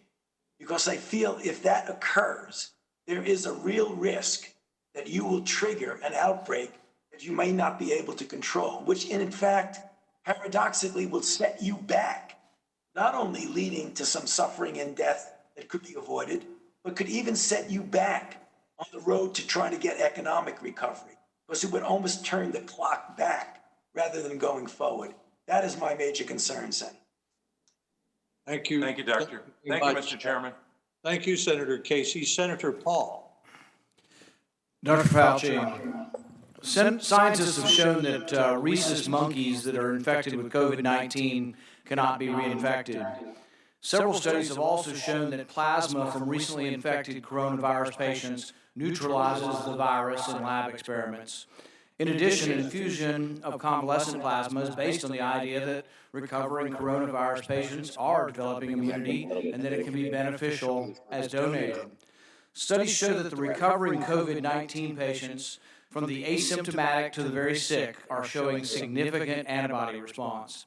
Studies show that SARS and MERS, also coronaviruses, induce immunity for at least 2 to 3 years. And yet the media continues to report that we have no evidence that patients who survive coronavirus have immunity. I think actually the truth is the opposite. We have no evidence that survivors of coronavirus don't have immunity, and a great deal of evidence to suggest that they do. The question of immunity is linked to health policy, and that workers who have gained immunity can be a strong part of our economic recovery. The silver lining to so many infections in the meat processing industry is that a large portion of these workers now have immunity. Those workers should be reassured that they likely won't get it again, instead of being alarmed by media reports that there is no evidence of immunity. You've stated publicly that you'd bet it all that survivors of coronavirus have some form of immunity. Can you help set the record straight that the scientific record, as it is being accumulated, is supportive that infection with coronavirus likely leads to some form of immunity? Dr. Fauci. Yep, thank you for the question, Senator Paul. Yes, you're correct that I have said that given what we know about the recovery from viruses such as coronaviruses in general, or even any infectious disease with very few exceptions, that when you have antibody present, it very likely indicates a degree of protection. I think it's in the semantics of how this is expressed when you say, has it been formally proven by long-term natural history studies, which is the only way that you can prove, one, is it protective, which I said and would repeat, is likely that it is, but also, what is the degree or titer of antibody that gives you that critical level of protection, and what is the durability? As I've often said, and I again repeat, you can make a reasonable assumption that it would be protective, but natural history studies over a period of months to years will then tell you definitively if that's the case. And I think that's important because in all likelihood is a good way of putting it. The vast majority of these people will have immunity. Instead of saying there is no evidence, you know, the WHO kind of fed into this by saying no evidence of immunity. And in reality, there's every evidence stacking up. And in fact, a lot of the different studies have shown that it is very unlikely that you get it again in the short term. With regard to going back to school, one thing that was left out of that discussion is mortality. I mean, shouldn't we at least be discussing what the mortality of children is? This is for Dr. Fauci as well. You know, the mortality between 0 and 18 in the New York data approaches 0. It's not going to be absolutely 0, but it almost approaches 0. Between 18 and 45, the mortality in New York was 10 out of 100,000. So really, we do need to be thinking about that. We need to observe with an open mind what went on in Sweden, where the kids kept going to school. The mortality per capita in Sweden is actually less than France, less than Italy, less than Spain, less than Belgium, less than the Netherlands, about the same as Switzerland. But basically, I don't think there's anybody arguing that what happened in Sweden is an unacceptable result. I think people are intrigued by it, and we should be.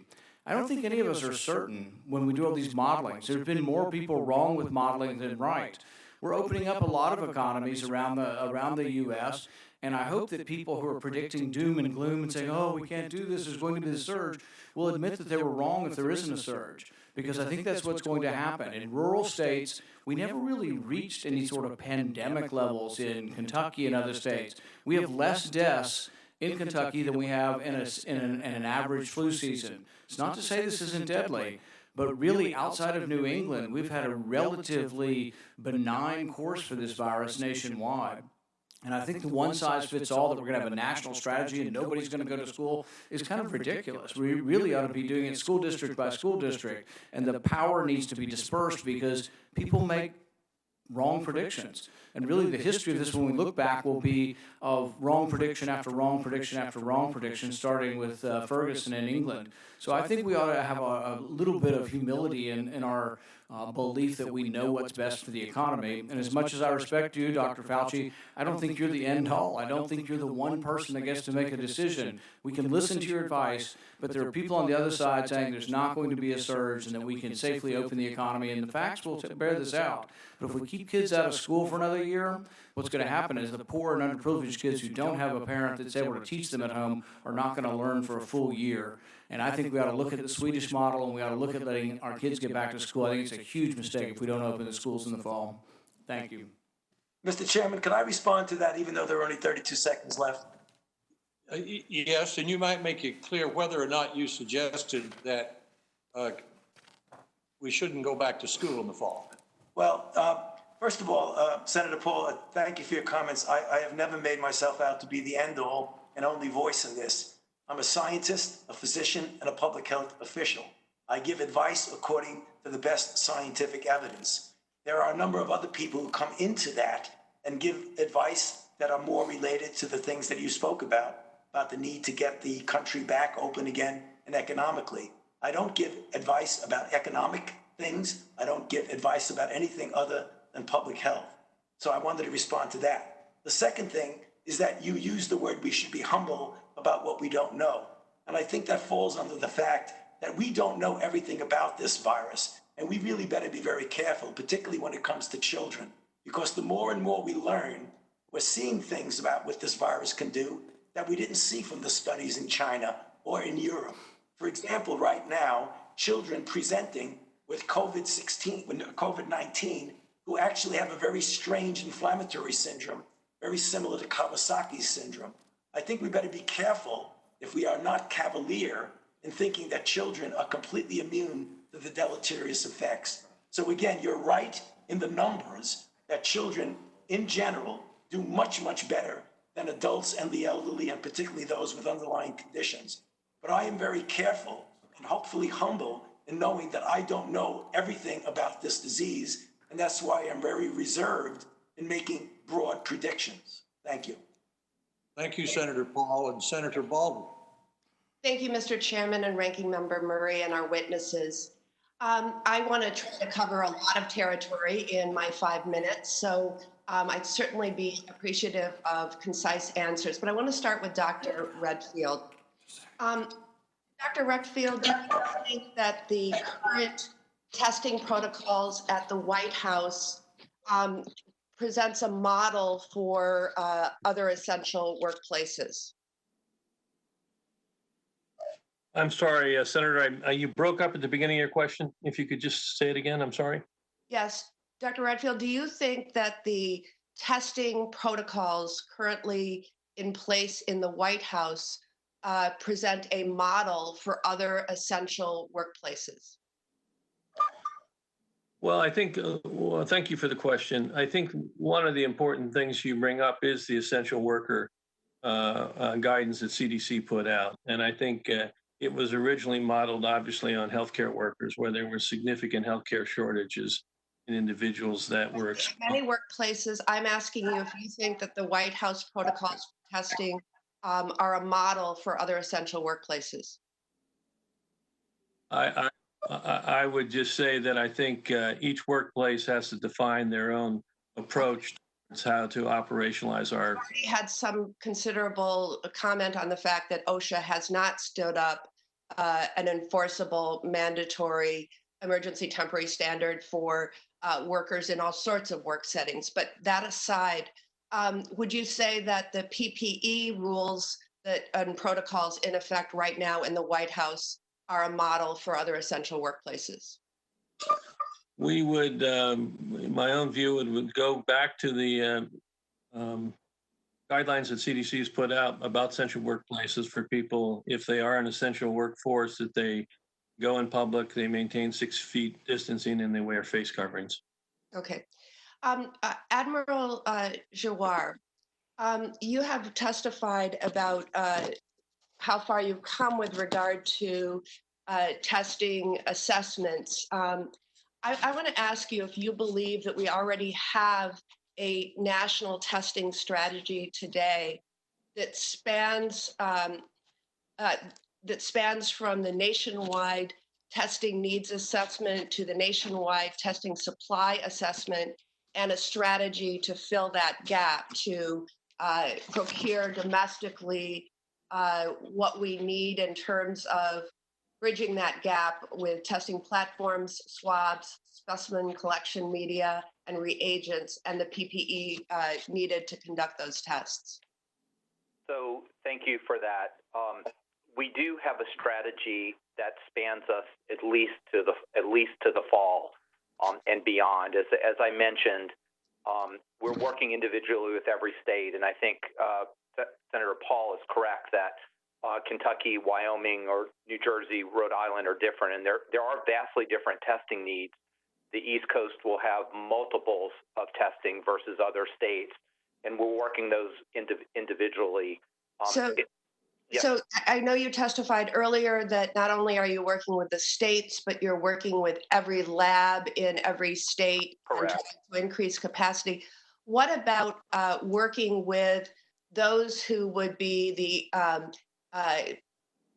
those who would need testing to, say, reopen their school, their university, their business?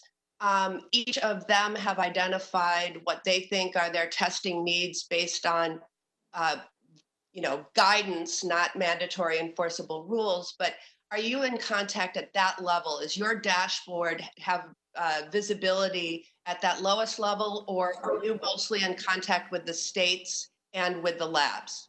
So over the last few months, we've done a lot of the individual work at nursing homes, at meatpacking plants, really down to the very granular level. Okay. Where we are right now, however, is we are really working with the state leadership, with the public health lab, the state epidemiologists, the shows, the state health officials, because they really need to understand what their sum is going to be in their state. Okay. And then in the funding, we're asking very specifically in the CDC funding for specific plans for schools, nursing homes, underserved, et cetera. So I have two more points that I'm going to make. I don't have time for questions. One is about the transparency of that needs assessment. Can the public see it? Can the state see it? Can the HELP committee members see it? Is it publicly available? And secondly, the delivery of this supply is a critical issue. And it seems to me that the logistics for getting this out, whether it's PPE, testing, or medical equipment, is still extremely fragmented, leading to price gouging and many other inefficiencies. We need to stand up the full power of the Defense Production Act.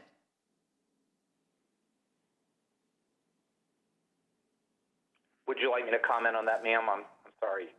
I'm happy to have you comment with the indulgence of the chairman. We've gone over time, and you can why don't also you try to get give back a succinct answer to the senator, please, Admiral Giroir. Yes, ma'am, and yes, sir.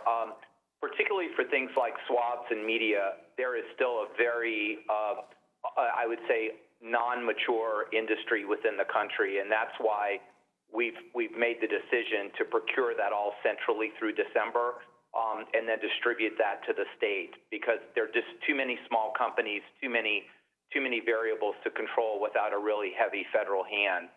That's just an example of where we really moved into that and used the DPA for swabs to help support American industry. In more mature aspects of the industry, like some of the large test producers, We feel that by helping direct them to make sure that the states get what they need in the right distribution, that we're not procuring them directly by us. But again, we're going to be very evidence and data driven as we move on. Thank you, sir. Thank you very much, Senator Baldwin. Senator Collins. Thank you, Mr. Chairman. Let me begin by first thanking each of our witnesses today for their expertise, their dedication, and their hard work. Dr. Redfield, I want to start with you. I am hearing from dentists all over the state of Maine that the fact that they cannot practice in our state, despite following very strict infection control protocols, is causing growing health problems. Dentists tell me that teeth with cavities that could have been filled are now going to need root canals. Teeth that could have been treated with root canals are now going to require extractions. People with oral cancers cannot get the treatment, the cleanings that they need before beginning their treatment. Dental health is clearly so important, and Maine state officials, as well as our dentists, are seeking assistance in reaching the right decisions. 47 other states either have reopened dental practices or have a date set for them to reopen. So my question to you is this. If dentists are following the American Dental Association guidelines, if they're instituting strict protective measures for their patients, their staffs, their hygienists, themselves, and if they're closely examining and seeing a decline in the number of COVID-19 infections in their county, are these reasonable factors for states to consider in reopening the practice of dentistry? Yes, Senator, thank you for the question. We've been interacting and talking with dentists and working with the state and local public health officials to update our guidelines on reopening a variety of medical services, as you know. And I think you raise a very important point, and I would not disagree with what you said about looking at the American Dental Associations as well as the reality of the outbreak in the area. But we are in the process of updating those guidelines, and they will include direct guidelines for dental practices. Thank you very much, Doctor. Dr. Jura and Dr. Hahn, recently there's been a significant demand for remdesivir, I may be mispronouncing it, which transitioned to receiving an emergency use authorization. Last week, Maine's two largest hospital systems contacted me with questions about how this therapeutic will be allocated going forward. HHS finally released a statement on Saturday about allocations going to states, interestingly, not directly to hospitals. But once again, the decision-making behind these allocations is very unclear. HHS and the Assistant Secretary for Preparedness and Response say that each state is expected to receive an allocation, but no timetable has been provided. Beyond those who are being treated with this drug at Maine Medical Center through a clinical trial, I'm concerned that hospitalized patients in Maine will have little or no ability to be treated with this promising therapeutic for the foreseeable future. As this and more therapeutics and ultimately a vaccine come onto the marketplace, how can these allocation and distribution issues be resolved so that patient care is not delayed and so that it doesn't depend on which state you live in, whether or not you're going to get access to these treatments and ultimately a vaccine. Senator Collins, go ahead, Admiral Joa.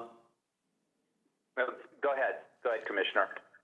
Senator Collins, I think we completely agree with you that this has to be an evidence-based approach, getting the medical therapeutics, vaccines, remdesivir, whichever it happens to be, to the people in need. I think we can all agree upon the fact that we learned a lot of lessons from the remdesivir situation. And of course, as you mentioned, that's being led by HHS and ASPR. What you've seen in the most recent announcement is that what the task force did was provide guidance to HHS regarding where the most significant outbreak occurred and where those hospitalized patients were. This represented about a quarter of the supply of drug that we have, and more will be allocated according to the methodology that gets drug to where those hospitalized patients are.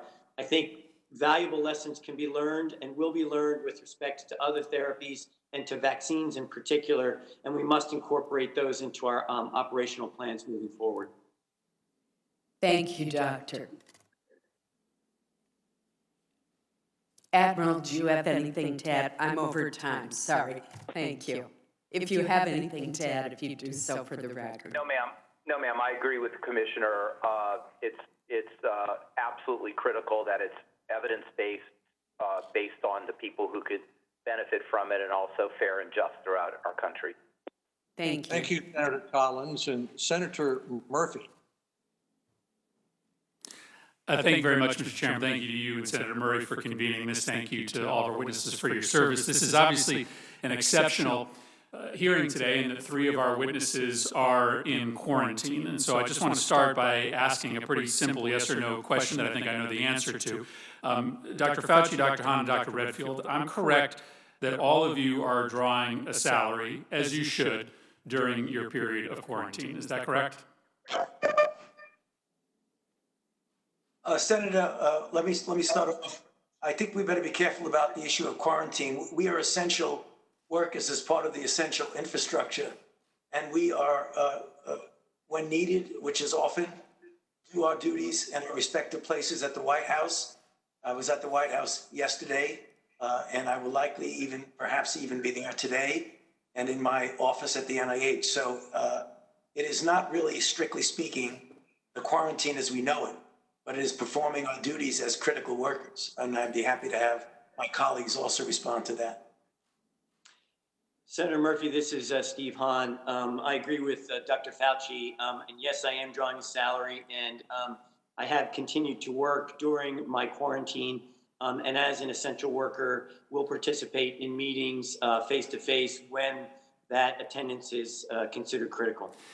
My point here, listen, you all should draw a salary while you are taking precautionary steps because of the contacts you have made. My point is that quarantine is relatively easy for people like you and me. We can still work and get paid, we can telework, but there are millions of other Americans who work jobs that can't be performed from home or are paid by the hour. And it's just remarkable to me that this administration has not yet developed a mechanism for states to implement and pay for a quarantine system that will work for all Americans. Your plan to reopen America requires states develop that plan, and yet my state has no clue how to implement and pay for that system without help from the federal government. Which leads me to my second question.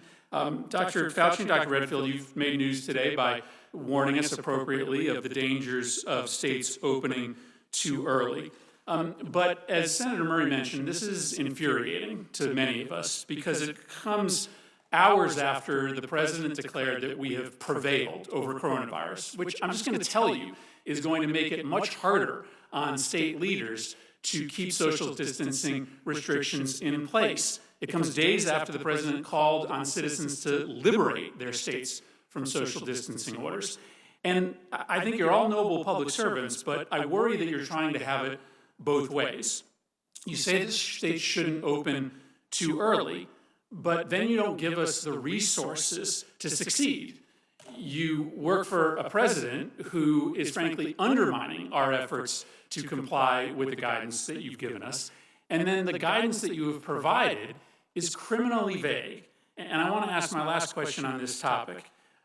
Obviously, the plan to reopen America was meant to be followed by more detailed, nuanced guidance, right? What does a downward trajectory mean? What happens if the trajectory is downward in some settings, but upward in others? What happens if you reopen and then there's a spike in one location or another setting? And of course, you knew this because you developed this guidance, this additional guidance that is site-specific, that frankly is helpful. Some of this is on the CDC website, but some of it is not. And we need it. My state needs it. We don't have all of the experts that you have, and so we rely on you. So reporting suggests, Dr. Redfield, that this guidance that was developed by you and other experts was shelved by the administration, that it was withheld from states and the public because of a decision made by the White House. So my specific question is, why didn't this plan get released? And if it is just being reviewed, when is it going to be released? Because states are reopening right now, and we need this additional guidance to make those decisions. Senator, I appreciate your question. Clearly, we have generated a series of guidances, as you know, and as this outbreak response has evolved from a CDC to an all-of-government response, as we work through the guidances, a number of them go for interagency review and interagency input to make sure that these guidances are more broadly applicable for different parts of our society. The guidances that you've talked about have gone through that interagency review. There are comments that have come back to CDC, and I anticipate they'll go back up into the task force for final review. But we're reopening in Connecticut in 5 days, in 10 days. I mean, this guidance isn't going to be useful to us in 2 weeks. So is it this week? Is it next week? When are we going to get this expertise from the federal government? The other thing I will just say is that the CDC stands by to give technical assistance to your state and any state upon any request. I do anticipate this broader guidance, though, to be posted on the CDC website soon. I can't tell you soon, but I can tell you your state can reach out to CDC and we'll give guidance directly to anyone in your state on any circumstance that your state desires guidance from. Soon isn't terribly helpful. Thank you, Mr. Chairman. Thank you, Senator Murphy. Senator Cassidy. Hey, gentlemen, thank you very much for your service, and I will have a set of questions, so if your questions can be brief, I appreciate your answers can be brief. Dr. Hahn, in your testimony, you mentioned that the testing for the populations in the vaccine trials now includes older Americans. I guess my question, though, is what about children? Does it include children? Does it also include the obese, the diabetic, the immunocompromised, those who are at risk of having a less non-response or a mitigated response to vaccination? Can you comment on that, please? Yes, sir. Thank you, Senator Cassidy. When the phase 2, phase 3 trials are in place, they will include our most vulnerable populations, including the individuals that you described. We're working very closely. So if I can interrupt, phase 2 would normally check for safety. You would not have to do a separate phase 2 in the patient who was younger. You follow what I'm saying, or can you just assume the safety data from the adults applies to that of the children? So no, we would also want to assess safety, sir, as well in children. So the current phase 2 trials, do they include children? They're in phase 1 studies right now, sir. Well, I thought Dr. Fauci said we had a phase 2 going on. Well, I think it's about to start from the Moderna vaccine. Perhaps, Dr. Fauci, you can answer that. Yeah, no, Senator Cassidy, no, I did not say a phase 2. As I said, we are in the second dose of the phase 1, and we will proceed when we finish with phase 1 to go into phase 2. So I think I'm hearing that children will be included in phase 2 trials? No. That's under discussion between FDA and NIH at this time, sir, because we do realize that it's important Sounds for great. us to understand what this is in children. Dr. Redfield, to build back upon what Senator Murphy said, the published guidelines for school opening, obviously you're about to modify, but I notice as I read through them, there's nothing about testing. So we speak about testing, targeted testing, how we use testing, but the guidelines for the school systems has nothing about how to integrate testing. Will these be in those guidelines that are being released? Senator, thanks for the question. Clearly, there's going to need to be, as already been stated, an integration of a testing strategy that is going to be different, I think, for different school settings, as well as different jurisdictions where their schools are setting. And that is going to have to be integrated into each of those. There's a general overarching guidelines. And then, as I say, I do think the testing strategy, which is important, is including the surveillance strategy, needs to be a individualized. No, let me comment on that, Dr. Redfield. Dr. Redfield, in all due respect, I think children, whether you're rural, frontier, suburban, or urban, is the one setting in which there is a remarkable commonality. And I will echo what Senator Murphy said. The resources that the federal government has greatly exceeds all but the most sophisticated, populous, wealthy state. And even then it exceeds it by some extent. So I do think it would be good to have, okay, in a primary school setting, this is best practices, or these are three options, and choose between one of these three. To say to each school district or each private or parochial or independent school, work with your state board of health, figure it out, seems a wasted effort. I say that because children play such a role in both protection of disease, the spread of disease, et cetera. So your thoughts on that? Because it really seems that's the one setting where you can have, not cookie cutter, but certainly a pattern which can be followed. Senator, I must have been misunderstood. When I was talking about differences, I was thinking of the difference between an elementary school, a high school, a college, in terms of how a trade school. There may be differences in how you integrate a testing strategy, but I do think having a testing strategy with different options for people to evaluate based on different principles will be important in terms of the guidance. Dr. Fauci, you persuasively argue that the risk of reopening prematurely is great. But I think the frustration, if I think of children in particular, the risk-benefit ratio of a child being at home, potentially away from enhanced nutrition, without the parent able to work because school provides daycare, without the monitoring as sometimes occurs for incidences such as child abuse, but perhaps most importantly for all children, the opportunity cost of a brain which is forming, not having access to the information that will help that brain form optimally. Now, has there been any sort of kind of risk-benefit ratio for the child? Yes, they are at risk for Kawasaki's, but they are a particular risk for missing out on a year of education, particularly for those from less enriched backgrounds. I guess I'm very concerned about that tension. What are your thoughts on that? No, you make a very good point, Senator Cassidy, that obviously very difficult of the unintended consequences of trying to do something that broadly is important for the public health and the risk of having a return or a resurgence of an outbreak, and the unintended deleterious consequences of having children out of school. We fully appreciate that. I don't have an easy answer to that. I just don't. We just have to see on a step-by-step basis as we get into the period of time with the fall about reopening the schools, exactly where we will be in the dynamics of the outbreak. I might point out something that I think has been alluded to throughout some of the questions, that we have a very large country and the dynamics of the outbreak are different in different regions of the country. So I would imagine that situations regarding school will be very different in one region versus another, so that it's not going to be universally or homogeneous. But I don't have a good explanation or solution to the problem of what happens when you close schools and it triggers a cascade of events that could have some harmful circumstances. Mr. Chairman, I'll close by asking the permission of the chair to submit for the record an article that just came out in the Journal of Pediatric Nursing. Children are at risk from COVID-19. To be so and it'll be included. Thank you, Senator Cassidy. Senator Warren. Thank you, Mr.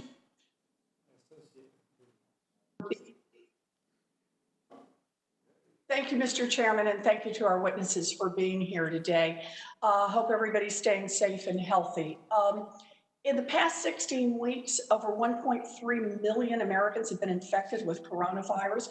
We now know that about 80,000 people have died and 33 million people are out of work. Dr. Fauci, you have advised 6 presidents. You have battled deadly viruses for your entire career. So I'd just like to hear your honest opinion. Do we have the coronavirus contained? Senator, thank you for the question. Right now, it depends on what you mean by containment. If you think that we have it completely under control, we don't. I mean, if you look at the dynamics of the outbreak, and we are seeing a diminution of hospitalizations and infections in some places, such as in New York City, which has plateaued and starting to come down, New Orleans, but in other parts of the country, we are seeing spikes. So when you look at the dynamics of new cases, even though some are coming down, the curve looks flat with some slight coming down. So I think we're going in the right direction, but the right direction does not mean we have by any means total control of this outbreak. So right direction, as I understand it, we have about 25,000 new infections a day and over 2,000 deaths a day. I think those are the right numbers, and some are estimating we could be at 200,000 cases a day by June. Is that right, Dr. Fauci?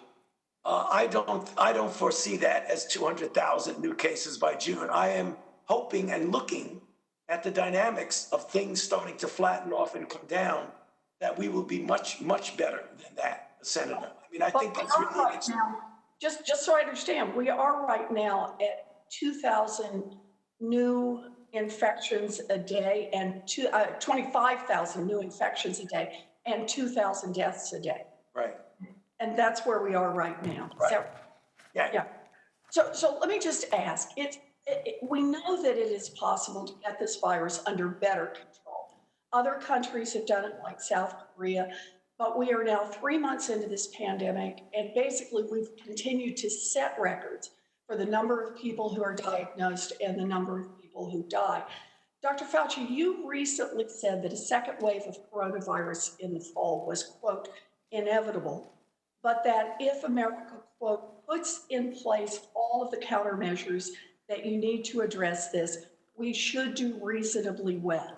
And the countermeasures you identified are things like continued social distancing, significantly more testing, widespread contact tracing.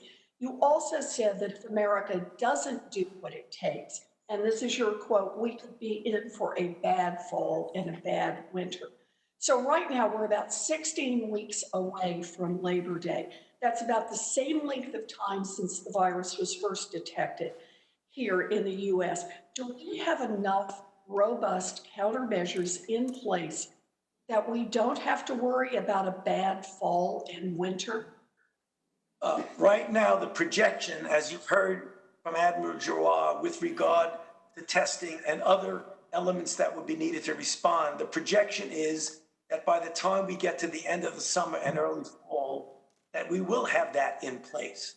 That is the projection that I get from you. We don't have it in place now, but we are projecting that we'll have it in place. And let me just ask the other side of this. If we don't do better on testing, on contact tracing, and on social distancing, will deaths from coronavirus necessarily increase? Of course, if you do not do an adequate response, we will have the deleterious consequence of more infections and more deaths. And that's the reason why you quoted me, Senator, quite correctly in everything you said, and I will stand by that. If we do not respond in an adequate way when the fall comes, given that it is without a doubt that there will be infections that will be in the community, then we run the risk of having a resurgence. I would hope by that point in time, in the fall, that we have more than enough to respond adequately. But if we don't, there will be problems. I appreciate your hope, and I wish we could tell the American people that the federal government has this pandemic under control, but we can't. In fact, you have said that the virus is not under control in the US. We haven't yet taken the measures necessary to prevent a second wave of death. And we all know that the people who are going to be most affected are going to be seniors, essential workers, the people who are out on the front lines. The president needs to stop pretending that if he just ignores bad news, it will go away. It won't. The time for magical thinking is over here. President Trump must acknowledge that the federal response has been insufficient and that more people are dying as a result. We are running out of time to save lives, and we need to act now. So thank you, Dr. Fauci, for all you're doing. I appreciate it, but the urgency of the moment could not be clearer. Thank you. Thank you, Senator Warren. Senator Roberts. Thank you very much, Mr. Chairman, and thanks to all the witnesses. You all are like the Fab Four. I guess it was a Fab Five back in the day, but we're shining the light of truth in the darkness with individual flashlights for sure. Thank you, Mr. Chairman, for emphasizing that we have to be bipartisan in this approach. We're not going to get anywhere. And that obviously is in the eyes of the beholder. I'm happy to say that we have a very good relationship with Governor Kelly, who happens to be a Democrat, obviously, I'm a Republican. And her emergency management team is spot on. Dr. Lee Norman's doing an outstanding job, as the rest of this morning I talked to Lee. The situation in Kansas is not very good. I'm reading here, Kansas receives 7,000 new COVID tests for counties with food processing facilities.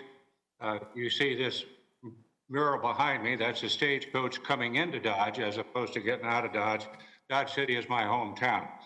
And we are the hotspot in regards to Kansas, mainly because of 2 packing plants. We have 5, that's 26% of the cattle market. At any rate, Kansas is going through a tough time. We shouldn't be worrying about the safety of the food, but the food supply chain, I think, nationwide is under a great deal of stress. We see that in dairy, we see that in poultry, we see that in pork. They're euthanizing pigs, and obviously the livestock industry. Sonny Perdue with the Department of Agriculture has stepped up, so has the president, declaring that these packing plants are a national asset. We progress. Dodge City, when we first started out, had 5 tests, 5. That's between 4 and 6, 5. It's not 50 million, as we hope to receive, that has been said by one of the witnesses. The reason I'm really harping on all of the problems we're having in agriculture, on top of the fact that the relationship with China is such that even that first breakthrough with regards to trade to China seems to be on hold now. And that's another price depressant. And this is going on 5 or 6 years where our prices have been below the cost of production. In result, our consumers are really figuring out that food doesn't come from grocery stores. And I'm very worried that the harm to the food value chain is very real, not to mention the financial situation that our farmers, ranchers, and growers all face. Now, having said all that, I want to ask Admiral Giroir, you've spoken about the importance of having diversity in kinds of tests that are available. The 5 packing plants we have in Kansas, if we could get a rapid test, and we could get it as we hopefully ask for because of the hot spots that are developing, not only in Kansas, but also doing great harm to the food value chain, that would be absolutely wonderful. Would you speak to that, sir? Yes, thank you, Senator. Both Dr. Redfield and I have been very actively involved in getting strategies for the industry, particularly in Kansas. We are supplying very heavily the public health labs with rapid diagnostics, as well as surging them to areas like that. The one trade-off, however, is that the quote rapid point of care diagnostics are very slow. So each machine can only do 4 per hour. and that's very, very slow. So it's a mix of testing that you need at these kinds of situations. Sort of the high throughput tests that are available at a major lab, a Quest lab right there in Kansas, as well as a mix of the rapid testing, and that's what we're supplying in order to provide a comprehensive, holistic solution. And I believe CDC is on the ground as well in Kansas supporting that. I appreciate that. If you're only doing 4 an hour, that's not a rapid test. Maybe it's a rapid slow test. I'm not quite sure how you define that. But I, for one, think that as we reopen, and by the way, Governor Kelly started the opening process the first of this month, and there's May 18, and then we go to June, and then the hope is we can open up. But we do have contingency plans that if that doesn't work, as aptly described by Dr. Fauci, I think we'll be all right. But this is going to be a tough go. I have to tell you that in terms of agriculture, we're not in good shape. I appreciate everybody and the job that you are doing. We'll stand beside you when you're taking the booze and behind you when you're taking bows. Thank you, Senator Roberts. Senator Kane. Thank you, Mr. Chair, to the committee leadership and witnesses for calling this important hearing. The last time Dr. Fauci and Hahn were before us was March 3. I have a slide that I want to put up that shows what's happened in America since then. The chart, which is here, compares the experience of the United States and South Korea on 3 days. On January 21, both nations experienced their first case of COVID-19. At that time, the unemployment rates in both countries were essentially identical. On March 3, when the witnesses were last here, South Korea had experienced 28 COVID-19 deaths, and the U.S. had experienced 9. Again, the economies of both nations, as measured by the unemployment rates, were nearly identical. But now the story changes. As of yesterday, more than 81,000 Americans have died, and the U.S. economy has experienced job losses not seen since the Great Depression. Meanwhile, the economy of South Korea has not changed dramatically at all, and the death toll is now at 256. South Korea is smaller than the United States, 1/6 of our population, but even if you bulk up the death toll to reflect the difference, the per capita death toll in the U.S. is more than 45 times the rate in South Korea. And the healthcare carnage here is causing a near depression while South Korea has protected its economy by managing correctly. I could have done this chart with other nations. The U.S. has the 7th highest per capita death rate in the world. Our death rate is off the charts higher than that in India, Australia, New Zealand, Japan, and Mexico. It's nearly 3 times the death rate in Germany, twice as high as Canada's rate. The question is why? If we want to open up our economy and schools, we have to learn the lessons of nations that have managed this well. Here are some things that don't explain the difference. Our hospitals are as good or better than those in South Korea. Our healthcare providers, heroes, are as good or better than those in South Korea. Our research capacity is as good or better than that in South Korea. And we have more resources than South Korea. Our GDP is 12 times South Korea's, and our per capita income is 50% higher. So to Dr. Fauci, the death roll in the United States, the death rate in the United States, especially when compared with other nations, is unacceptable, isn't it?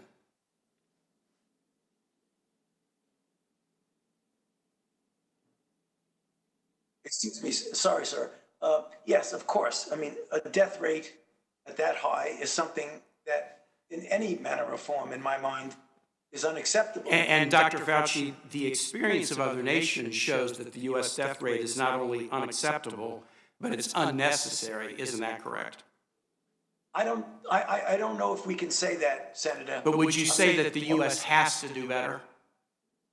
Of course, you always have to do better. I mean, as a And the experience of South Korea shows that how a nation manages the healthcare crisis has a huge impact also on its economic condition. Isn't that the case? That is the case, sir. I understand where you're going with this, but I have to tell you there is a big difference between South Korea and the United States and the nature of the outbreak. And let me get to that. I want to get to factors that do explain the difference, since we know it's not resources or our health providers. First is testing. South Korea began aggressive testing much earlier than the U.S. Now in the 5th month of the pandemic, we've surpassed South Korea in per capita testing, but in the critical month of March, South Korea was testing its population at a rate of 40 times the testing in the U.S.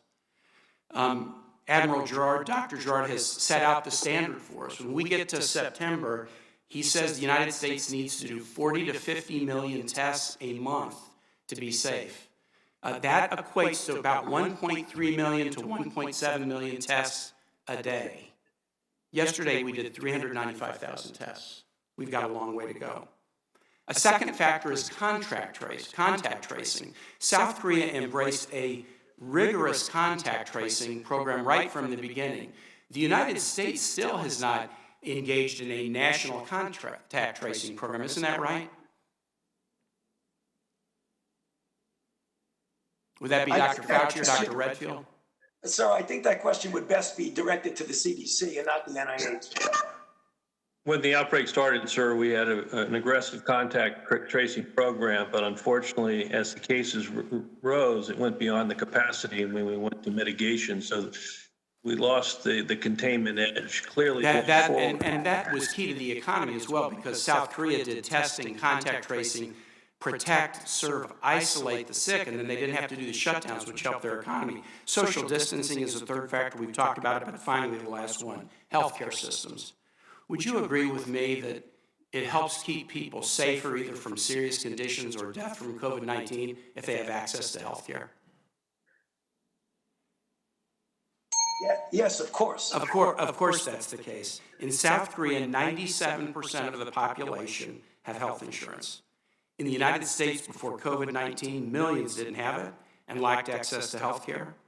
The massive job losses in the last months threatened to take health insurance away from millions more, and President Trump is doing all he can to dismantle the Affordable Care Act, which would take health insurance away from tens of millions more.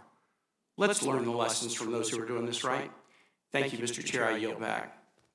Can I make a clarification, please, Mr. Chairman?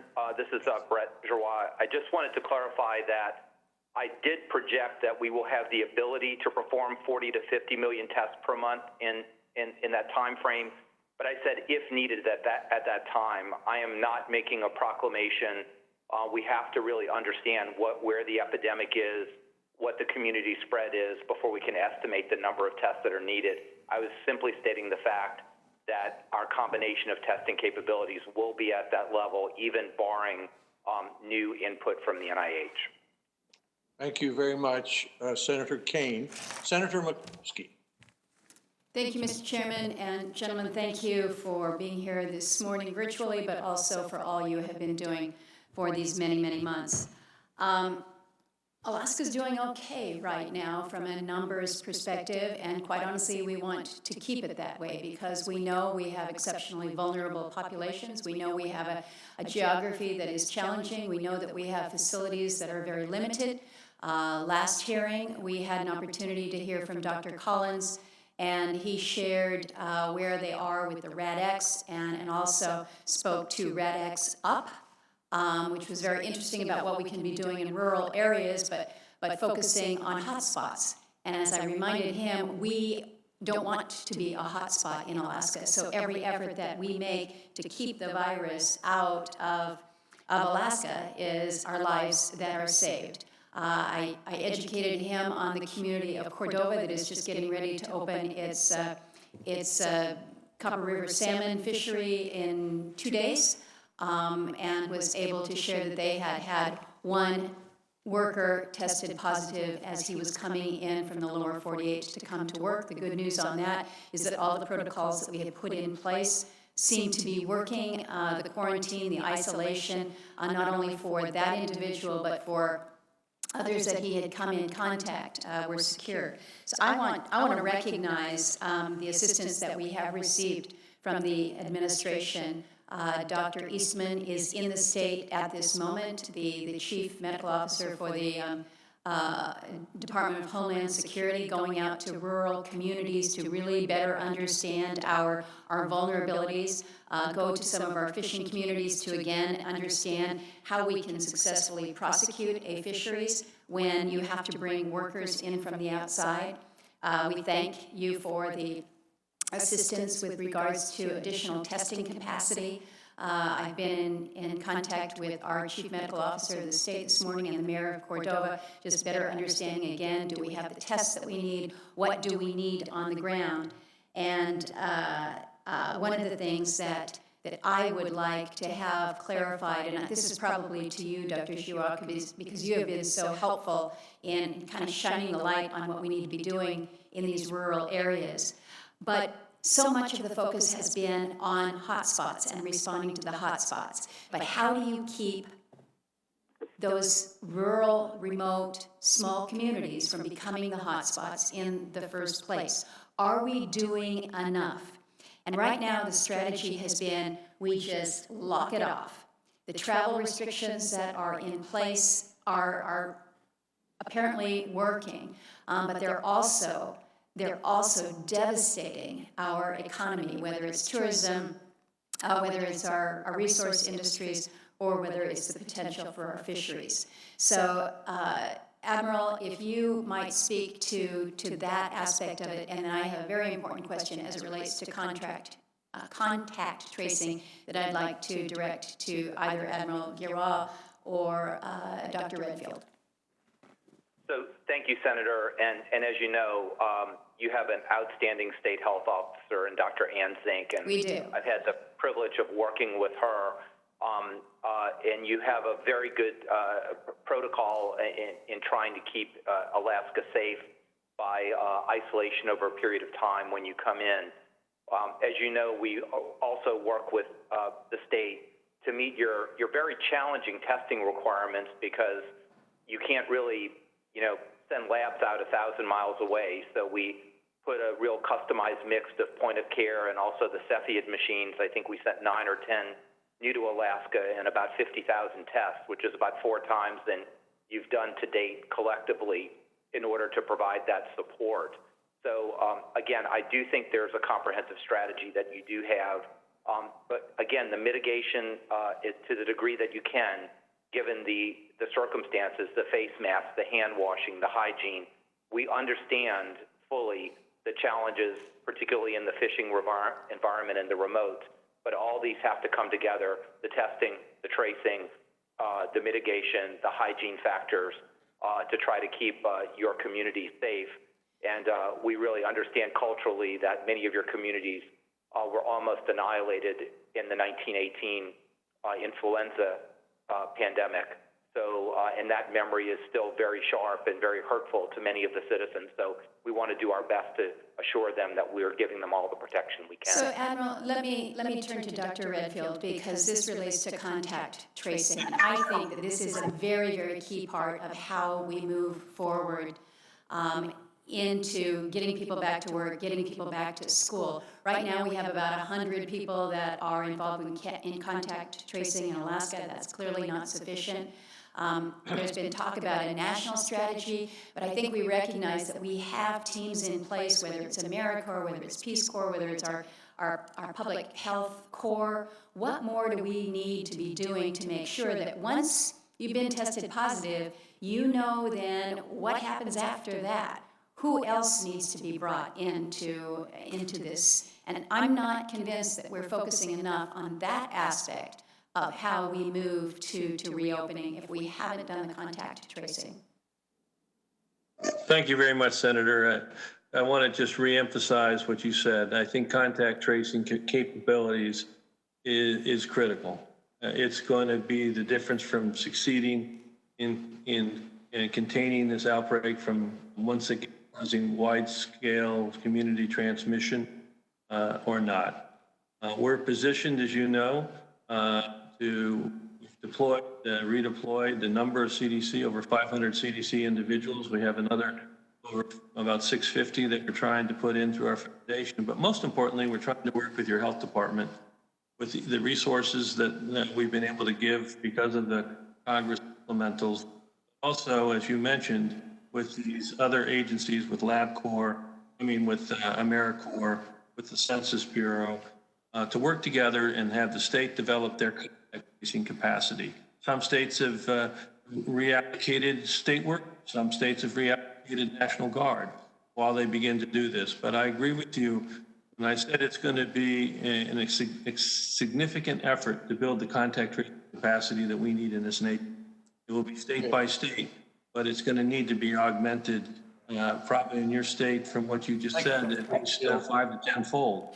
And we're there to work with the states to help them get that accomplished. That needs to get in place before September. I feel we need to move on to the next question. Thank you. Thank you, Senator Murkowski. I don't want to cut any senator off, but we have 8 more senators who have 5-minute rounds, and it's 12:30. So I'd like to request that the senators and the witnesses succinct questions and try to stay within 5 minutes would be appreciated. Senator Hassan. Well, thank you, Mr. Chair. Thank you and the ranking member for having this hearing, and thank you to our witnesses today. And please pass our thanks along to all of the hardworking women and men in your agencies who I know have been working virtually around the clock to try to improve our response and keep Americans safe. And Mr. Chair, I hope you and all the witnesses are healthy and safe today, as is everybody on your team. I wanted to start by echoing the comments my colleagues have made about needing leadership from the CDC and our public health experts on how we are going to use facts and evidence as guidance so that our schools and our daycares and our businesses have the information they need to create safe and sustainable plans to reopen. And of course, that means too that our testing capacity not only has to be enough, but it has to be flexible enough to meet our needs. The key distinction between South Korea and the United States is not how many tests per capita over a certain amount of time we've done, but the fact that at the onset of this pandemic, South Korea was much more able to do a lot more tests per capita than we were, and then follow that with all the other measures you've talked about. So that we continue to need to identify the need and then build our capacity towards the need, not the other way around. I wanted to start with a question to you, Dr. Fauci. First of all, thank you for your work and your expertise. I wanted to talk about nursing homes for a minute. In New Hampshire and across the country, a huge number of the deaths from COVID-19 that we are seeing have been in nursing homes. We all know people who have lost a friend or a family member in nursing homes, and the grief compounded by the fact that people couldn't be at their loved one's bedside if they died. Yesterday, Dr. Birx said that all 1 million nursing home residents should be tested within the next 2 weeks, as well as all nursing home staff. Dr. Fauci, as a short-term goal, that makes sense to me.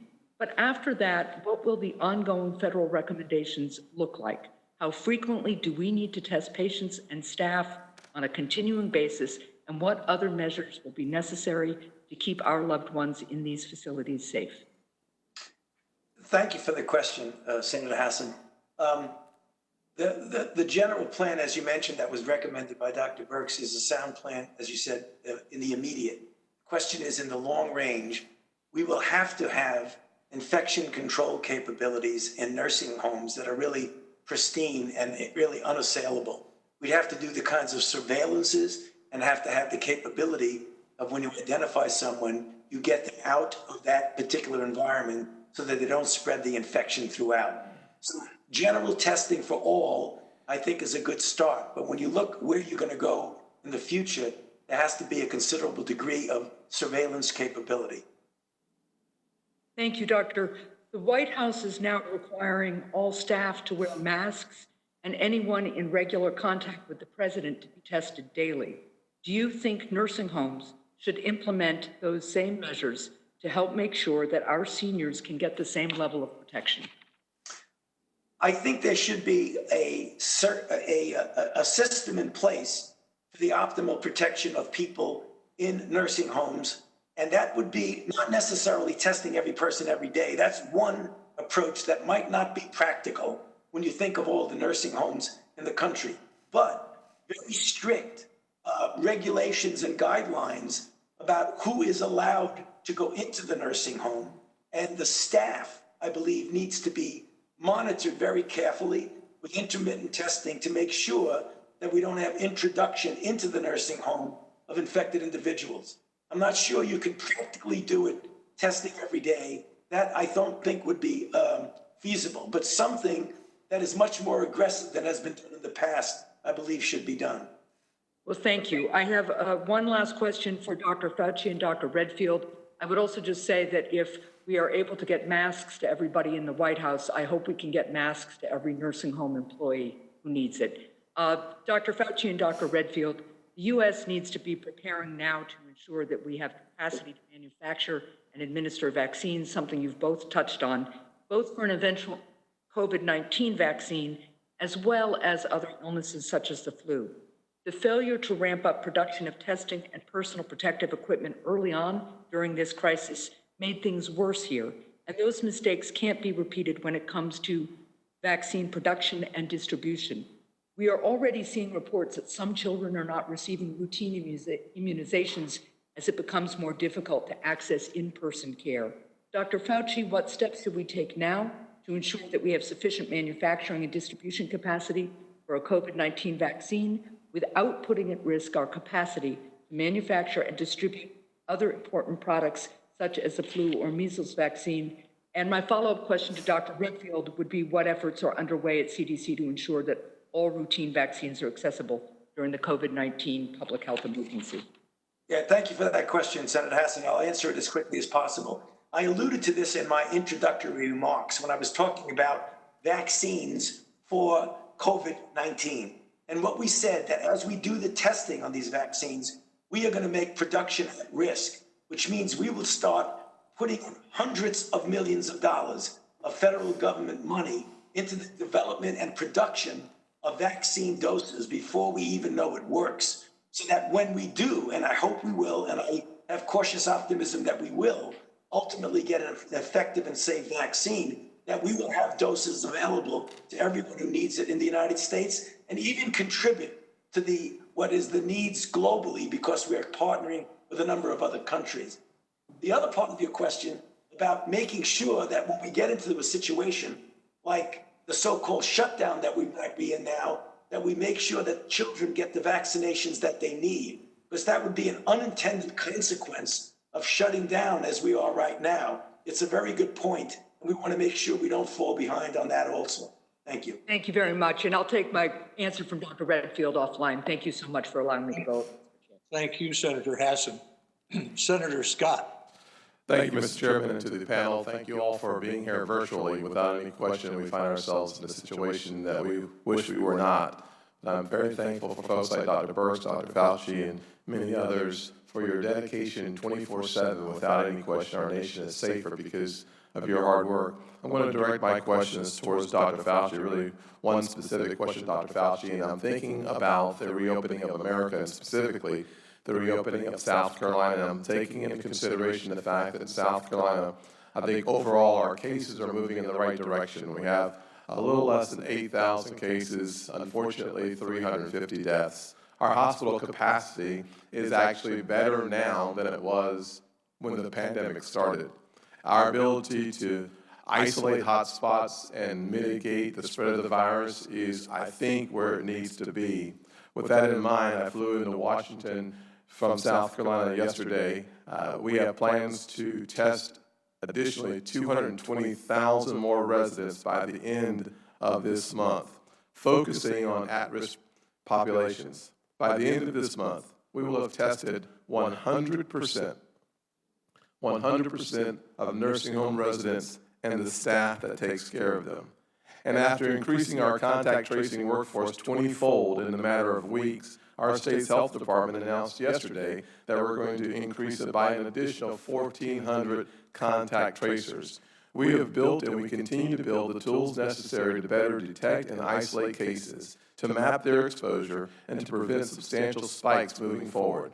Most importantly, our healthcare system, thanks in part to flexibilities from this administration, has the beds and the equipment necessary to address the most serious cases when they arise. Now, with these tools in hand, we have begun to reopen. To be clear, we continue to scale up testing and to take measure to protect the most vulnerable.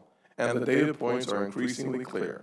For older Americans and for those with chronic conditions like diabetes and high blood pressure, this virus remains a threat. a dangerous threat. A recent report suggested that in New York, roughly 90% of the fatalities had underlying issues. 2/3 of the fatalities were 70 years or older, 95% over the age of 50. In South Carolina, the median age of patients who died from the virus, 76 and a half.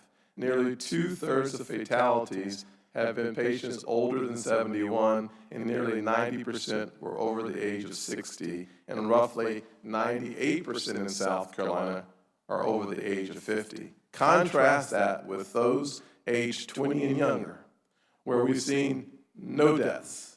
Fewer than 1% of deaths in my state have been under the age of 40. Every single death is a tragedy. Every single one. And we mourn with our family members who've lost their loved ones. We are taking every measure to protect our older South Carolinians as well as those with underlying conditions. But when we set out to flatten the curve by taking aggressive, unprecedented measures like staying at home orders and mass small business closures, we didn't set out with the goal of preventing 100% fatalities. That would be unrealistic. It is impossible. And we didn't set out to keep quarantines in place until we found a safe and effective vaccine. That would take too long. Dr. Redfield, your agency put out a helpful graphic showing two curves. One, which spiked quickly and peaked high, reflected daily cases without protective measures. The other, flatter curve, showed cases with those measures in place. And the whole point, which the graphic illustrated, was to make sure that we did not exceed hospital capacity. So, while I respect the need for caution, we are too often presented with a false dichotomy, either saving our economy or saving lives. We've seen the goalposts around flattening the curve move, and I think that's unfortunate, because at the same time we're doing that, businesses have collapsed. Mental and physical health have declined. Depths of despair escalate, education outcomes nosedive, as we wait in our living rooms praying for some good news around therapies and around vaccines. We set out to flatten the curve, and I think we've done a pretty good job of that. We need to do better, and we will do better. My question, Dr. Fauci, is as we start the process of moving towards reopening South Carolina, what else would you suggest that we could do to protect our most vulnerable populations? Thank you, Senator Scott. You gave a really very eloquent description of what I think is would be a model way, the way you've approached this. I mean, you have put things in place that I think would optimize your capability of reopening. And as I was thinking as you were speaking, I'd almost want to clone that and make sure other people hear about that and see what you've been doing.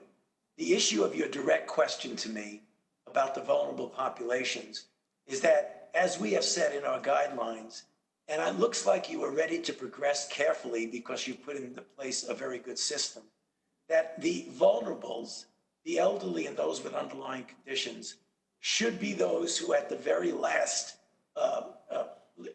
lifting of mitigations should be those who are left in a situation where they might be in danger of getting infected. In other words, protect them right up until the very end of the relaxation of your mitigation. Because as you said very correctly, those are the individuals that are the most vulnerable to the morbidity and the mortality. So those are individuals, particularly I might say, sir, those in the minority group, the African American and Hispanics, who for a variety of situations that are the social determinants of health, have a greater likelihood of not only getting infected, but of also having the underlying conditions that would make their risk for a high degree of morbidity and mortality higher. So it looks like you're doing things very, very well, and I would encourage you to continue and to follow the guidelines as you get closer to normalizing your state. Thank you. Thank you, Dr. Fauci, and I'll just simply close with this amount of time. Thank you for the many conversations that you and I have had about those vulnerable populations, to include minorities as well as our senior citizens. I will say that without any question, when you look at nursing homes, it's typically African Americans and Hispanics are the certified nursing assistants who are providing care for the elderly population. So your focus on those two very vulnerable groups is much appreciated, and thank you for your expertise. Thank you, Senator Scott. And Senator Smith. Thank you so much, Chair Alexander and Ranking Member Murray, and thanks to all of you for being here today and for your service. Dr. Fauci, I have to say you are in the unenviable position of being the person that so many Americans and Minnesotans trust to give us the straight scoop and tell us what's really happening. You're about the facts and not about the politics, and that's a really good thing. So I have to start by asking a question that I think a lot of Americans want to know, which is, how are you doing? How are you holding up? It's been an unbelievable effort.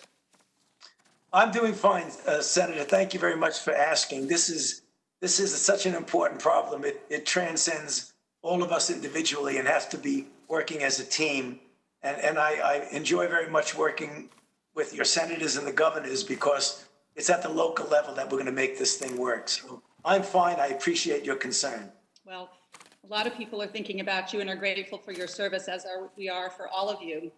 So we're gathered today to think about what we need to do to reopen our economy. And I think first about what's happening in my home state of Minnesota, where agriculture is such an important part of how our state works. It's a part of our history and our culture. Pork processors right now are looking at the reality of euthanizing thousands of hogs a day because there is no place to process them because of what's happening in the processing plants. And the working people who do the hard work in those processing plants are getting sick. So here's one story. This is one worker, the Star Tribune wrote about this, named Homare de Jesus. She's an asylum seeker and a mom who works for a contractor that does the cleaning in the processing plants. And she works for $14 an hour, 7 hours a day, 5 days a week. And her job is to sanitize the machines that process the meat into ground meat. And she started feeling sick on April 11th, but she kept going to work. And on April 21st, when one of her coworkers fainted, she told her supervisor that she felt sick, and so she was told to go home, but that if she didn't show any signs of illness, she should come back. She went to the doctor, and she paid $115 to get a test, and found out a few days later that she was COVID positive. And she's still at home. She's not getting paid, and she doesn't have health insurance. And nearly 2 weeks ago, President Trump deployed the Defense Production Act to keep these processing plants open. But the USDA gave really limited guidance about what would be safe for those workers. It said, for example, in response to testing, which has been such a big part of what we've been talking about today, they said, this is a quote, "Facilities should consider the appropriate role of testing in workplace contact tracing of COVID-19 positive workers in a worksite and assessment." So Dr. Fauci, as we think about how we move forward, we all want to open up the economy. What guidance would you give us in a situation like this here in Minnesota? Well, I can give you my common sense guidance, although this is not the area of my expertise. It's more in others, but it would seem that if you want to keep things like packing plants open, that you really got to provide the optimum degree of protection for the workers involved, the ability to allow them to go to work safely, and if and when individuals get infected, to immediately be able to get them out and give them the proper care. So I would think when you're calling upon people to perform essential services, you really have almost a moral responsibility to make sure they're well taken care of and well protected. And again, that's not an official proclamation. That's just me speaking as a physician and as a human being. Well, thank you, Dr. Fauci. And I think that you speak as a human being, but you also speak as the chief epidemiologist of our country and the person that we all trust. And this is the point that I want to I want to make and drive home with everybody, which is this is the kind of guidance that we should be getting and following. And then these are the tools that we have got to have in our country if we are going to reopen our economy as we all want to do. And we move forward with reopening our economy, and yet we still have circumstances like we have in these processing plants and in other places around the state. We are going to be we're going to be right back where we started, and except even in a worse place, as I think you pointed out, Dr. Fauci. Thank you, Senator. And again, it really does relate to one of the questions that one of your colleague senators asked me before, that one of the things that I keep emphasizing, and I'll just repeat it again because it's important, that when you are in the process of opening up and pulling back on mitigation, you really must have in place the capability of responding when you do have the inevitable upticks in cases. That will absolutely occur. It's how we deal with it and how successful we are in putting the clamps on it that will prevent us from getting the kind of rebound that not only from the standpoint of illness and death would be something that's unacceptable, but it will set us back in our progress towards reopening the country. Thank you very much, Senator Smith. Senator Romney. This hearing and the participants in it.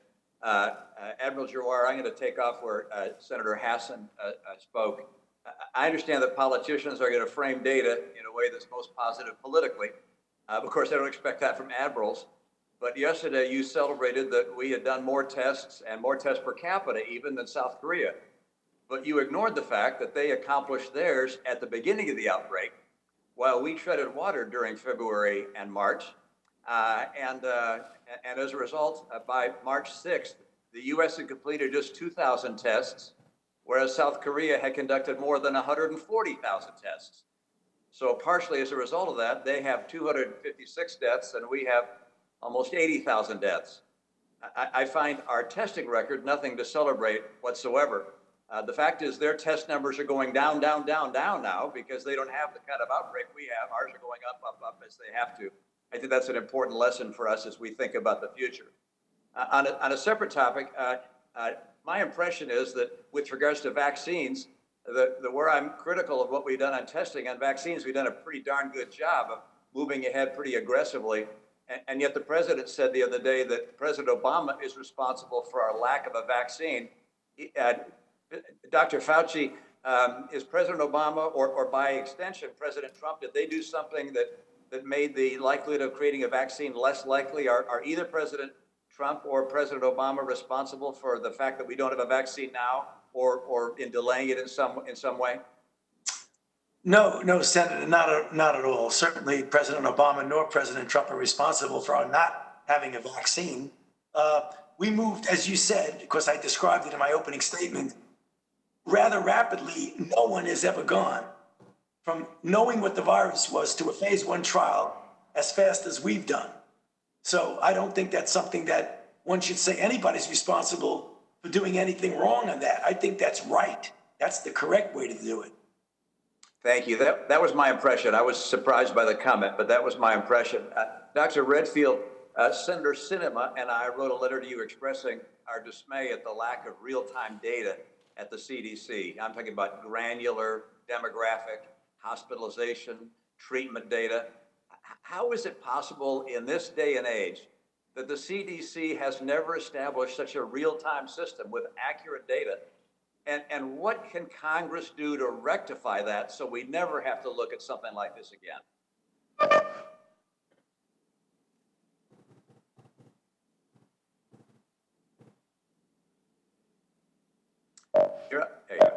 There you go. I'm sorry. Senator, thanks for the question. I think you've hit one of the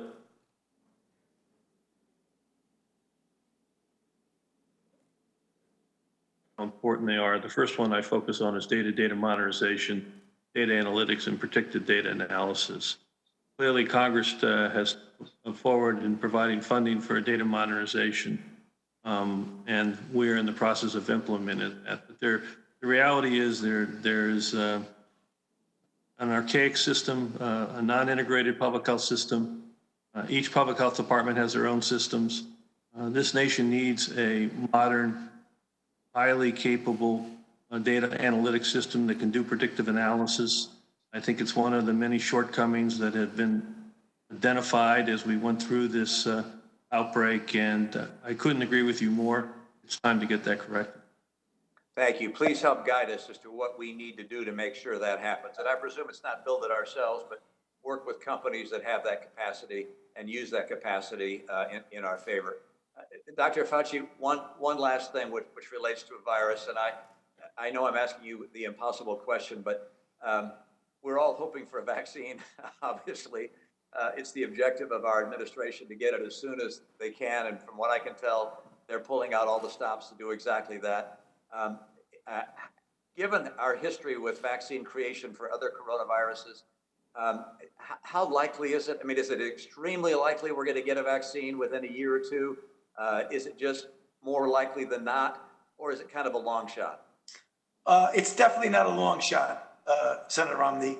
I would think that it is more likely than not that we will, because this is a virus that induces an immune response that people recover.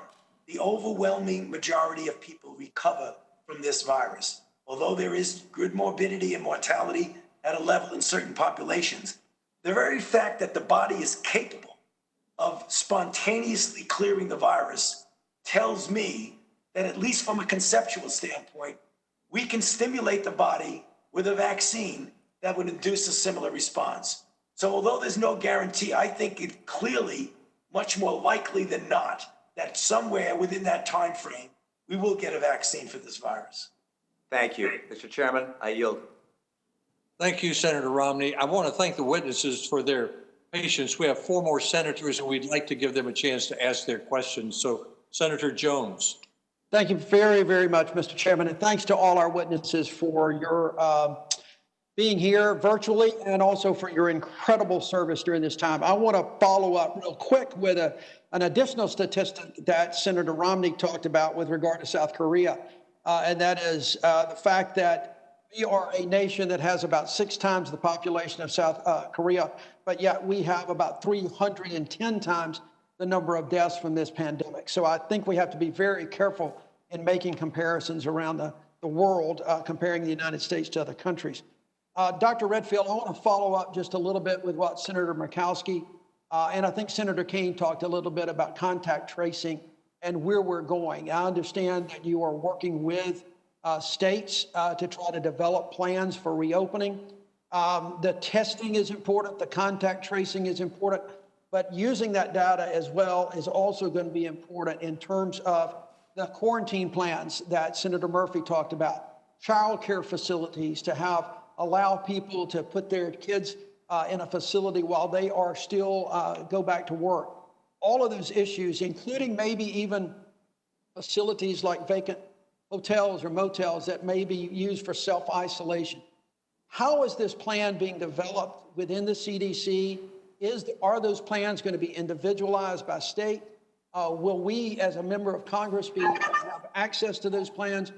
And how are states going to pay for these? And I say that because my state's already using the money that we've already given them as a wish list. I mean, they're talking about building a $200 million state house as opposed to developing the test and doing the contact tracing. So I'd like for you just to drill down a little bit on how these plans are going to develop, what access we will have to have those plans and be able to see them. Thank you very much, Senator. This is obviously, as I said before, this is a critical component of us taking this time that we have now to get prepared for next fall and winter and building that comprehensive contact tracing capacity. We're working individually with the leadership of the state health departments, the local health departments, territorial and tribal, to try to let them get us to understand what they think their capacity needs are. And those discussions have already happened. As Admiral Giroir said, there's been a variety of federal agencies together on testing and contact tracing. CDC's in position that we've reprogrammed our individuals that we have across the country, over 500, begin to help each of these states. We've augmented that with some additional personnel that we're bringing on board state by state through our foundation. We've moved about $106 billion of the money that Congress has appropriated into the states so they can begin to start thinking about how do they want to hire for a longer-term contact tracing capability. And then, of course, it was mentioned that we're other government programs like AmeriCorps, this is Peace Corps, so that each group is going to construct their contact tracing piece to what they think their needs are. And I do think it is going to be similar to what we heard from the senator from South Carolina. These are significant increases. He said he increased 20-fold, and they're going to increase again. But the point you brought up is also critically important, and we found that as we already struggled through the repatriation of different Americans from around the country, where we had to put many of these in quarantine, as you know, ended up using military bases, because many of the state and local health departments really haven't developed that system. Where do they put somebody who to be in isolation who's homeless? How do you develop those systems? So this has to be part of it too. Is it there's certain capacity that's intrinsic, or is it certain hotels, as you mentioned?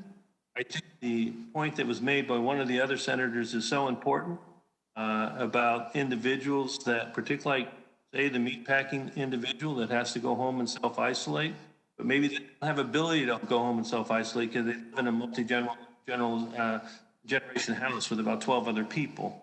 There has to be mechanisms to be brought in to actually have an effective way to identify cases, identify contacts, and then do the appropriate public health measure. And it does have to be comprehensive. It's going to be developed one jurisdiction at a time. I see no reason why these are not transparent documents as they get completed. And it really is a tribute to what the congressional support that you have given so far. As I said, $1.6 billion got into the state for them to begin to do this, in addition to the resources that we've gotten. But it is fundamental. People underestimate how important it is that we have a highly functional, comprehensive, aggressive contact tracing program so that in the next phase of this outbreak, we containment. We don't have to switch for mitigation. All right. Thank you, Dr. Redfield. I appreciate it. It sounds to me like we've still got a lot of work to do. So thank you. Thank you very much, Senator Jones. Senator Braun. Thank you, Chairman. Been so much discussion about testing in general. Listened to Senator Romney earlier. I think Senator Kane mentioned it. Everybody has. Dr. Hahn, if you remember when we first met, I said, is the FDA going to be more entrepreneurial? Is the FDA going to kind of not be as stodgy? Talking then about how we fix the healthcare system in general. Now this has brought it into clear focus. I've got a timeline that I'm going to submit for the record that shows from January 24th through March 5th, and I want to emphasize what Senator Burr asked earlier. Has the administration ever put an impediment in front of trying to get to testing? And Dr. Hahn, this will end up in a question in a moment, but there was a span of time from January 24th through March 5th that I hope the American public looks at. And it gets back to what's wrong with our healthcare system in general. Early testing, from what I'm seeing, was created by the fact that the CDC said it was going to do its own test. The South Korean test that gets cited so often was not going to be looked at. We had to do our own. I know the FDA worked with the CDC, but the long and short of all of this is that for nearly a month, this was in that bureaucratic swirl. The FDA prevented private and academic development of tests for weeks. The CDC denied access to functioning tests, as I cited, in South Korea. This created, through all the red tape and bureaucracy, to where we had to come up with a one-size-fits-all approach due to the uncertainty of the virus, and we are stuck with that now. I don't want to dwell on that necessarily because I think those were mistakes that we made. I'm tired of having it heard that it's the administration's fault. Dr. Hahn, I'd like to ask you this question in that spirit of what we talked about during your nomination process. Here going forward, will we shed some of that stodginess? Will we look to get therapeutics and vaccines through the system in a quicker method? Because I fear if we don't, and if we treat through bureaucracy how we did the early period of testing, we can belabor this into the distant future. And at that point, there's going to be not only the carnage from the disease itself, but from the economy to deal with. So I'd like your comment on that 1 month stretch, what accountability the FDA and the CDC have, and then whether it looks better in terms of moving more quickly into the future. Thank you, Senator Braun, for the question. Our timeline of that period demonstrates that we began working with test developers beyond CDC on January 24th and had double-digit number of test developers working with us. One of the issues that we identified was, in fact, availability of the virus and other supplies to actually get that test development done in a timely fashion.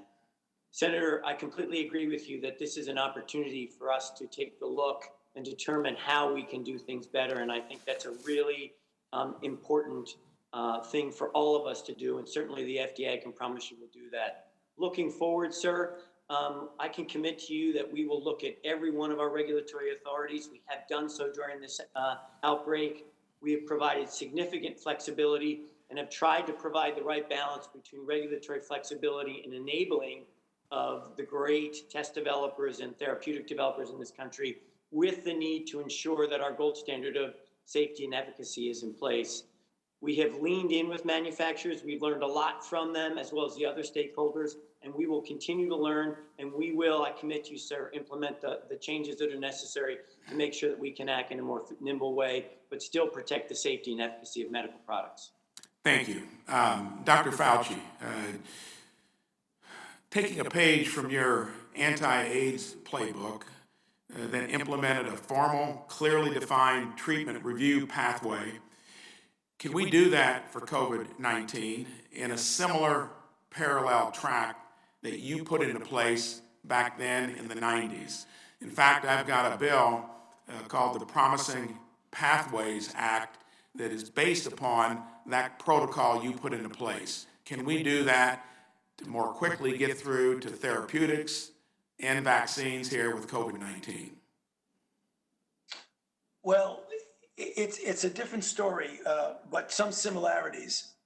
If you're referring to the parallel track that I put into place back in the late 80s, which was when there was no availability of drugs at all for HIV, and when we were testing drugs within a protocol that we would make it available outside of the protocol in what has ultimately turned out to be compassionate use. So what we did is we didn't want to interfere with the integrity of the protocol to determine in a controlled way what was safe and what was effective, but there was a dire need for some sort of accessibility to those drugs outside of a clinical trial for those who might even have some chance of having it. And in fact, that was really, in many respects, the birth of the really firm concept of compassionate use. And in fact, there is a version of that, which I'll hand over to Commissioner Hahn, that is, when you have expanded access and emergency use authorizations for drugs that have not yet been fully proven in a clinical trial. So there is somewhat of an analogy and similarity between what I did in the 1980s and what is actually being done by the FDA now. So Steve, if you might want to comment on that. I think that's right, Dr. Fauci. The emergency use authorization process by statute allows us to have flexibility and assess the risk-benefit ratio in a public health emergency. And we've done that on the therapeutic side in 3 separate occasions and continue to look at those requests as they come in. Thank you very much. Thank you. Thank you, Senator Braun. Senator Rosen.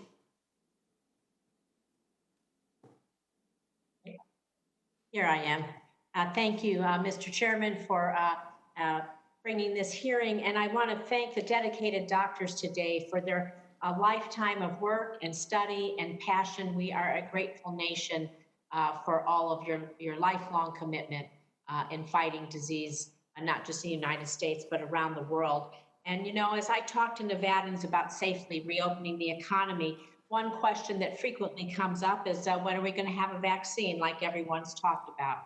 In Nevada, travel and tourism, of course, the lifeblood for us, and the jobs associated with those industries can only fully come back if we know it's safe to travel and visit or work at our hotels, casinos, restaurants, and attractions. Ultimately, to make this happen, we have to build confidence in our visitors that it's safe, we need a vaccine, and that research is extremely important.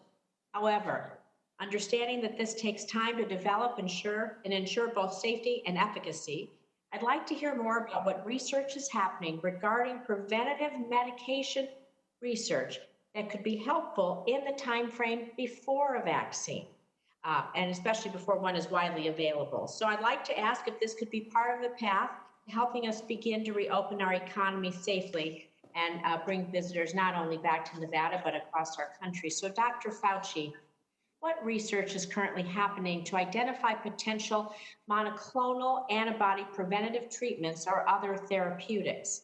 If the right antibody is identified or can be identified, could this be used as a preventative medication to block COVID-19 virus from latching onto those host cells, much like the treatments for rheumatoid arthritis, severe asthma, or other diseases?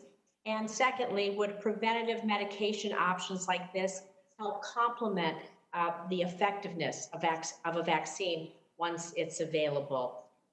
Yeah, so thank you for that question, Senator Rosen. That's an excellent question. And in all of the therapeutic interventions that we are developing, and you mentioned several of them, they could be direct antivirals along the line of remdesivir, but that's just one of a number of possibilities since there are several viral targets in the replication cycle. Using convalescent plasma in a preventive modality, as well as monoclonal antibodies in a preventive modality, are in fact all feasible and will be pursued in parallel with the development of a vaccine. The model of using drugs and other interventions that are effective for treatment is really a great success story in the issue with HIV/AIDS, because many of the interventions that were developed for the full treatment of an infected person are exquisitely effective in preventing infection of HIV. So that's the kind of model that we work out in parallel with treatment for disease. It's the using as treatment as prevention. I believe that will be a part of our effort at the same time as we're putting a full court press on trying to get a vaccine. So it's an excellent question, very relevant. I know I have a short time left, so I'm just going to kind of abbreviate this. The second most important question that I get, not just from our first responders and people worried about work, but generally, what does the next generation of PPE need to look like for all of us as we go about our lives, not just as workers? Depending on your work, you may need something stronger, more specific, but as all of us, as we want to go out and shop or out to eat or whatever those things are, get on an airplane, should masks be made of a certain material? Gloves, are handkerchiefs effective? Can you talk about PPE for the general public? Well, you know, the best PPE for the general public, if possible, right now, is to maintain the physical and social distancing. But as we've said, and I think all of us would agree, there are certain circumstances in which it is beyond your control when you need to do necessary things, like go to the drugstore and get your medication, go to the grocery store and get your food, that in fact you need some supplementation to just physical distancing. And that's the reason why some time ago, the recommendation was made, I believe it was Dr. Redfield at the CDC who first said that, about getting some sort of a covering. We don't want to call it a mask because back then we were concerned we would be taking masks away from the healthcare providers, but some sort of mask-like facial covering, I think for the time being, should be a very regular part of how we prevent the spread of infection. And in fact, the more and more as you go outside, right here and where I'm sitting in Washington, D.C., you can see many people out there with masks on, which gives me some degree of comfort that people are taking this very seriously. Thank you. you, Senator Rosen. Senator Loeffler. Thank you all for being here and for your service. Admiral Giroir, before I start my questions, I want to recognize your new role as the U.S. representative to the World Health Organization. Mitigating a resurgence of this pandemic will take global cooperation. In order to do that, we need accountability and transparency at the WHO. This organization was established to ensure the timely flow of accurate, unbiased information on global health emergencies just as this. Reforms must be made in order to restore the trust that we need here. I hope you'll work with our allies to push for these reforms. This question, I have two questions. The first one is for Dr. Redfield. And Dr. Redfield, Georgians are wondering how we got here today. 1,400 deaths, a third of Georgia's workforce out of work. I'm incredibly concerned about the cover-up and the misinformation coming from China and their efforts to suppress life-saving information at the outset of this outbreak.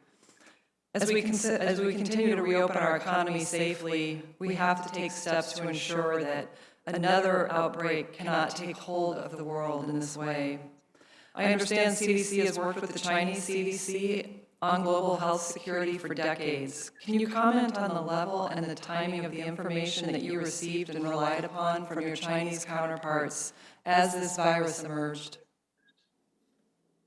Well, thank you very much, Senator, and I want to echo how important global health security is as a national security priority for this nation, and we're going to need to be able to respond to that as long as we are a nation. CDC has had relationships with many countries around the world. We have offices in over 45 countries right now, people in over 60.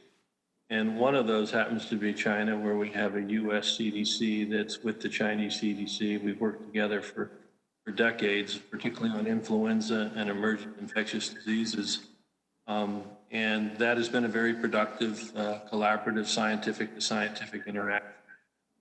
When this original outbreak of pneumonia of unknown etiology came from the original seafood market, there were obviously discussions with the U.S. personnel that were engaging with the Chinese CDC. I personally had discussions as early, I think CDC did as early as January, and myself January 3rd, with my counterpart to discuss this. So at a scientific level, we had very good interactions. I think, that's different than the broader Chinese government level. Thank you, Dr. Redfield. I have a final question for each of our great witnesses today, and it's one that my constituents often ask me.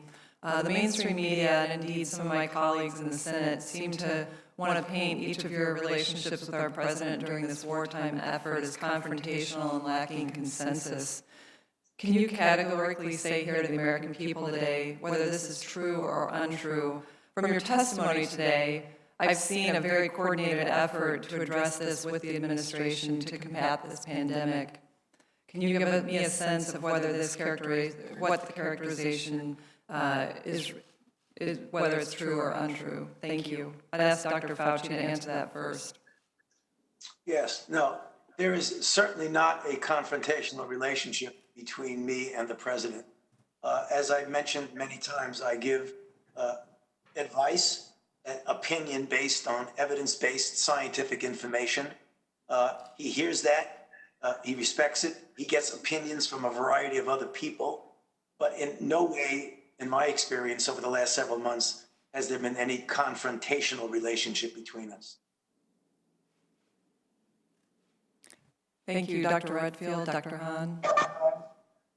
Again, I would echo what Dr. Fauci said. We're there to give our best public health advice, and that's what we do. It's grounded in data and science. And I've always felt free to give the best public health advice that I think needs to be given at the time, and it's always been done in a very professional way. Senator Loeffler, this is Steve Hahn. I do not have a confrontational relationship, have not had a confrontational relationship with the president. He asks questions. I have given him my honest answers rooted in data and science, and he has listened respectfully to those, incorporating that into his decision-making. And Brett Joie, I have nothing else but to echo my colleagues. We work very closely together, all the scientists, all the physicians, of course, Ambassador Birx, other scientists within our group. We have a very productive working relationship with each other and also with the president and vice president. It would not be confrontational, and I certainly feel that we have the ability to honestly state our opinions and recommendations, and that's been that way since the beginning. Thank you, Senator Loeffler. Senator Murray, do you have closing comments? I do, and if it's all right, I have two quick questions. Sure. Well, thank you. Dr. Fauci, while President Trump claimed otherwise, there is no question that an essential part of reopening our economy safely is successfully developing and distributing a vaccine for COVID-19. We need to plan now to deploy a vaccine once it's proven safe and effective. But it is absolutely crucial, this planning process, from the clinical trial to distribution and administration, recognizes and addresses racial and ethnic disparities in our healthcare system that, as we all know, for too long have been overlooked and unacknowledged in this country. And we have to ensure equitable access to this vaccine for everyone. Dr. Fauci, let me start with you. What steps is NIH taking to make sure that clinical trials for COVID-19 vaccines and therapeutics account for racial and ethnic disparities? Yeah, thank you very much. That's a very relevant question, Senator Murray. And in fact, in the design of our clinical trials and the sites that we've chosen in our clinical trial network, it's going to be very representative of being able to get minority populations and populations at most risk to be part of the trial so that we know during the trial what the relative efficacy as well as potential for adverse events. It's something we started back in the days of HIV when we tried to get good demographic representation, and we're going to do that with these trials. Thank you. Thank you. And Dr. Hahn, tell me what steps FDA is taking now to make sure the United States is prepared to produce a sufficient number of vaccines, including the necessary manufacturing, supply chain capacity for supplies like vials and stoppers and syringes. Thank you, Senator. This is an effort that started as a partnership with the vaccine developers and the NIH and their efforts. So one of the most important things, ma'am, has been the data transparency, sharing of data, both with the agency, NIH, and with the manufacturers, so we can understand what the capacities are, what the needs are from the supply chain, and then how to actually share that so that if one manufacturer's vaccine doesn't go forward, we can use the capacity of that manufacturer for another manufacturer's vaccine. I'm very happy to report that the work of Dr. Marks and Dr. Fauci's group has led to that sort of effort. We've developed, as I mentioned before, this Gantt chart that describes all the steps that go forward with vaccination, including those supplies you described. It is somewhat complicated, ma'am, in that we may very well have hopefully 5 to 7 different candidate vaccines that may need different supplies associated with them. But we've been upfront identifying those supplies, where they're available, and then working with the manufacturers to make sure that they are available. Okay, thank you. Thank you very much. And Mr. Chairman, thank you. And thank you to all of our witnesses for joining us today. It is really clear to me that we have more work to do before we can safely get back to work and school and some semblance of normal life in our country. We still need testing to be fast, free, and everywhere, and we need the White House to lay out a detailed national plan to make that happen. We still need adequate personal protective equipment, both for our healthcare workers and for workers at our businesses and at schools when the time comes. We still need guidance from our experts so our communities have the information that they need to reopen schools and businesses safely, confidently, and competently. And so public health workers and healthcare providers have the information they need to keep their patients and communities safe. And while experts have been clear that the day we can safely reopen may be a ways off, there's plenty for us to do in the meantime, both to plan ahead For example, to make sure that once we have a safe and effective vaccine, we can produce and distribute it to everyone quickly, equitably, and at no cost, and to address the immediate challenges. For example, making sure there are appropriate mental health resources for everyone who's coping with the challenges that are presented by this virus, from the stress of physical isolation, loss of income, to the trauma and anxiety of patients and workers who've been on the front lines. So I'm going to keep pressing Congress and the White House to provide the action and leadership that our communities need. And I hope, Mr. Chairman, that we'll continue to have the opportunities like this to hear directly from the experts and ask pressing questions about how to get our country through this crisis. It's clear we've got a lot further to go, a lot more to do. And so I hope that as our efforts continue, we'll be able to bring many of you back, our witnesses, for another hearing soon. And again, thank you to all of you for joining us today. Thank you, Senator Murray. I've got a clarification question and a couple of quick comments, and then we'll thank the witnesses and wind up a hearing. My clarification is I want to make sure I didn't create some confusion by the way I asked the question about going back to school. I asked Dr. Fauci first about treatments and vaccines, and Dr. Admiral Giroir second about testing. What I thought I heard was that Dr. Fauci said that vaccines are coming as fast as they ever have, but it'll be later in the year at the earliest before we see that there's some treatments that are modest, but are promising. There could be more, but that doesn't mean you shouldn't go back to school. That would be more for a testing strategy. Am I right, Dr. Fauci? You didn't say you shouldn't go back to school because we won't have vaccines by the fall. No, absolutely not, Mr. Chairman. What I was referring to is that going back to school would be more in the realm of knowing the landscape of infection with regard to testing. And as Admiral Giroir said, it would depend on the dynamics of the outbreak in the region where the school is. But I did not mean to imply at all any relationship between the availability of a vaccine and treatment and our ability to go back to school. You're quite correct. And what I heard from Admiral Giroir was that you're ramping up current technologies.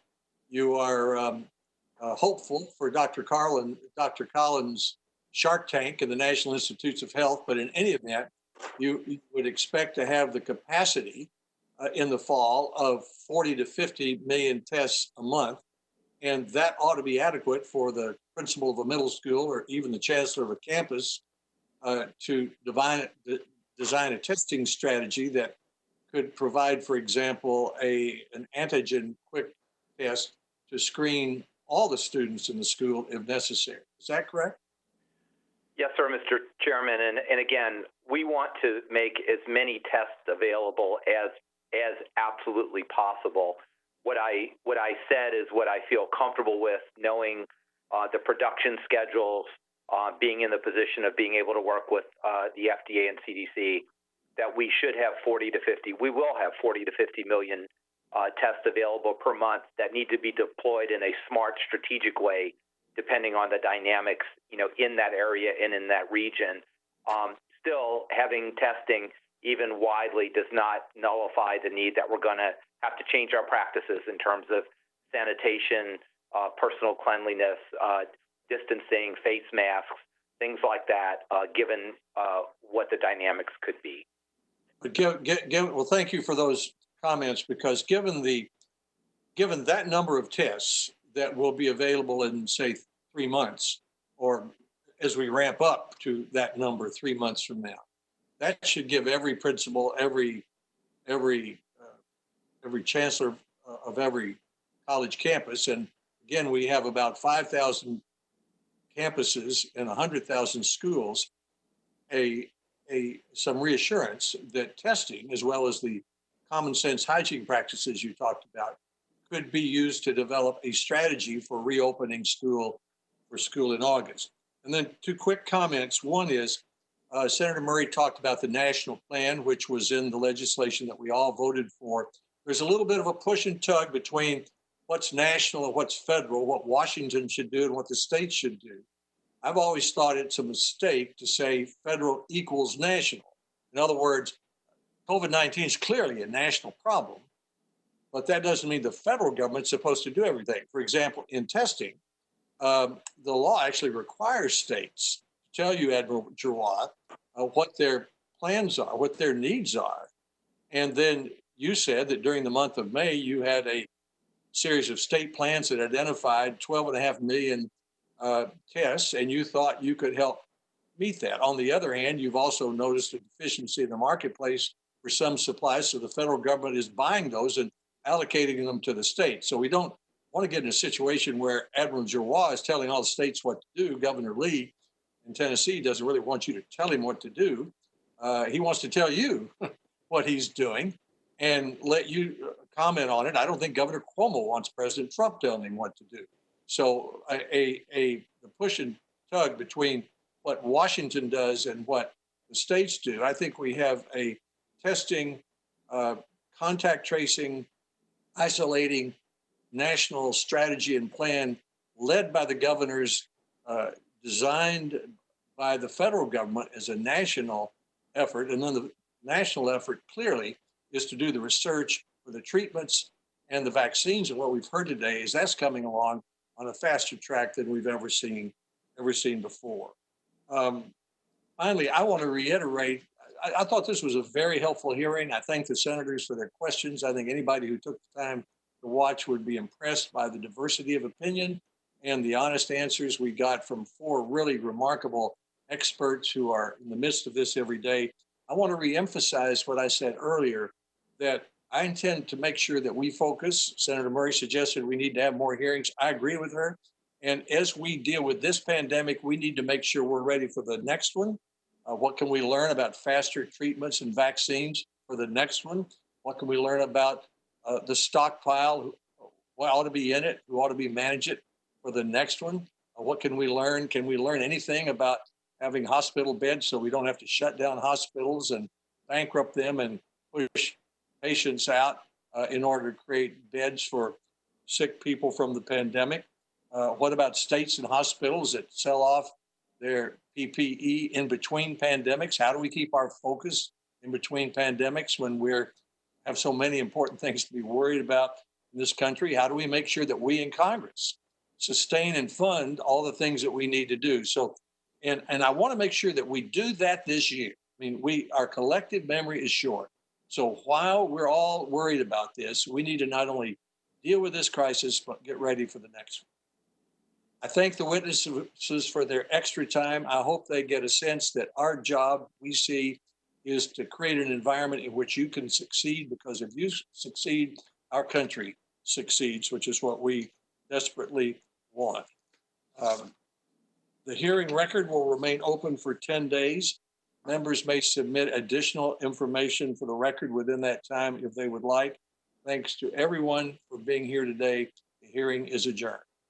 Thank you very much, Mr. Chairman. Thank you, Senator Murray. Appreciate.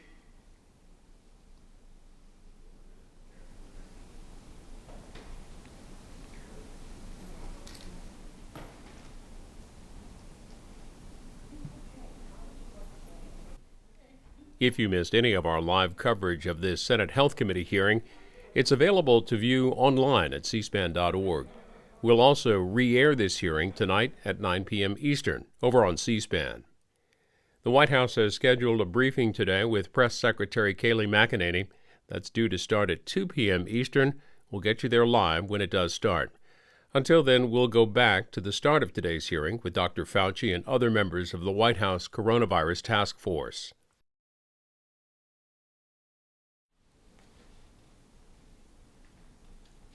Well, good morning. The Committee on Health, Education, Labor, and Pensions will please come to order. First, some administrative matters based on the advice of the attending physician and the Sergeant at Arms after we consulted with the Department of Health and Human Services and the Centers for Disease Control and Prevention. Individuals in the hearing room are at least 6 feet apart. As a result, there's no room for the public to attend in person. Representatives of the press are working as a pool to relay their observations to colleagues.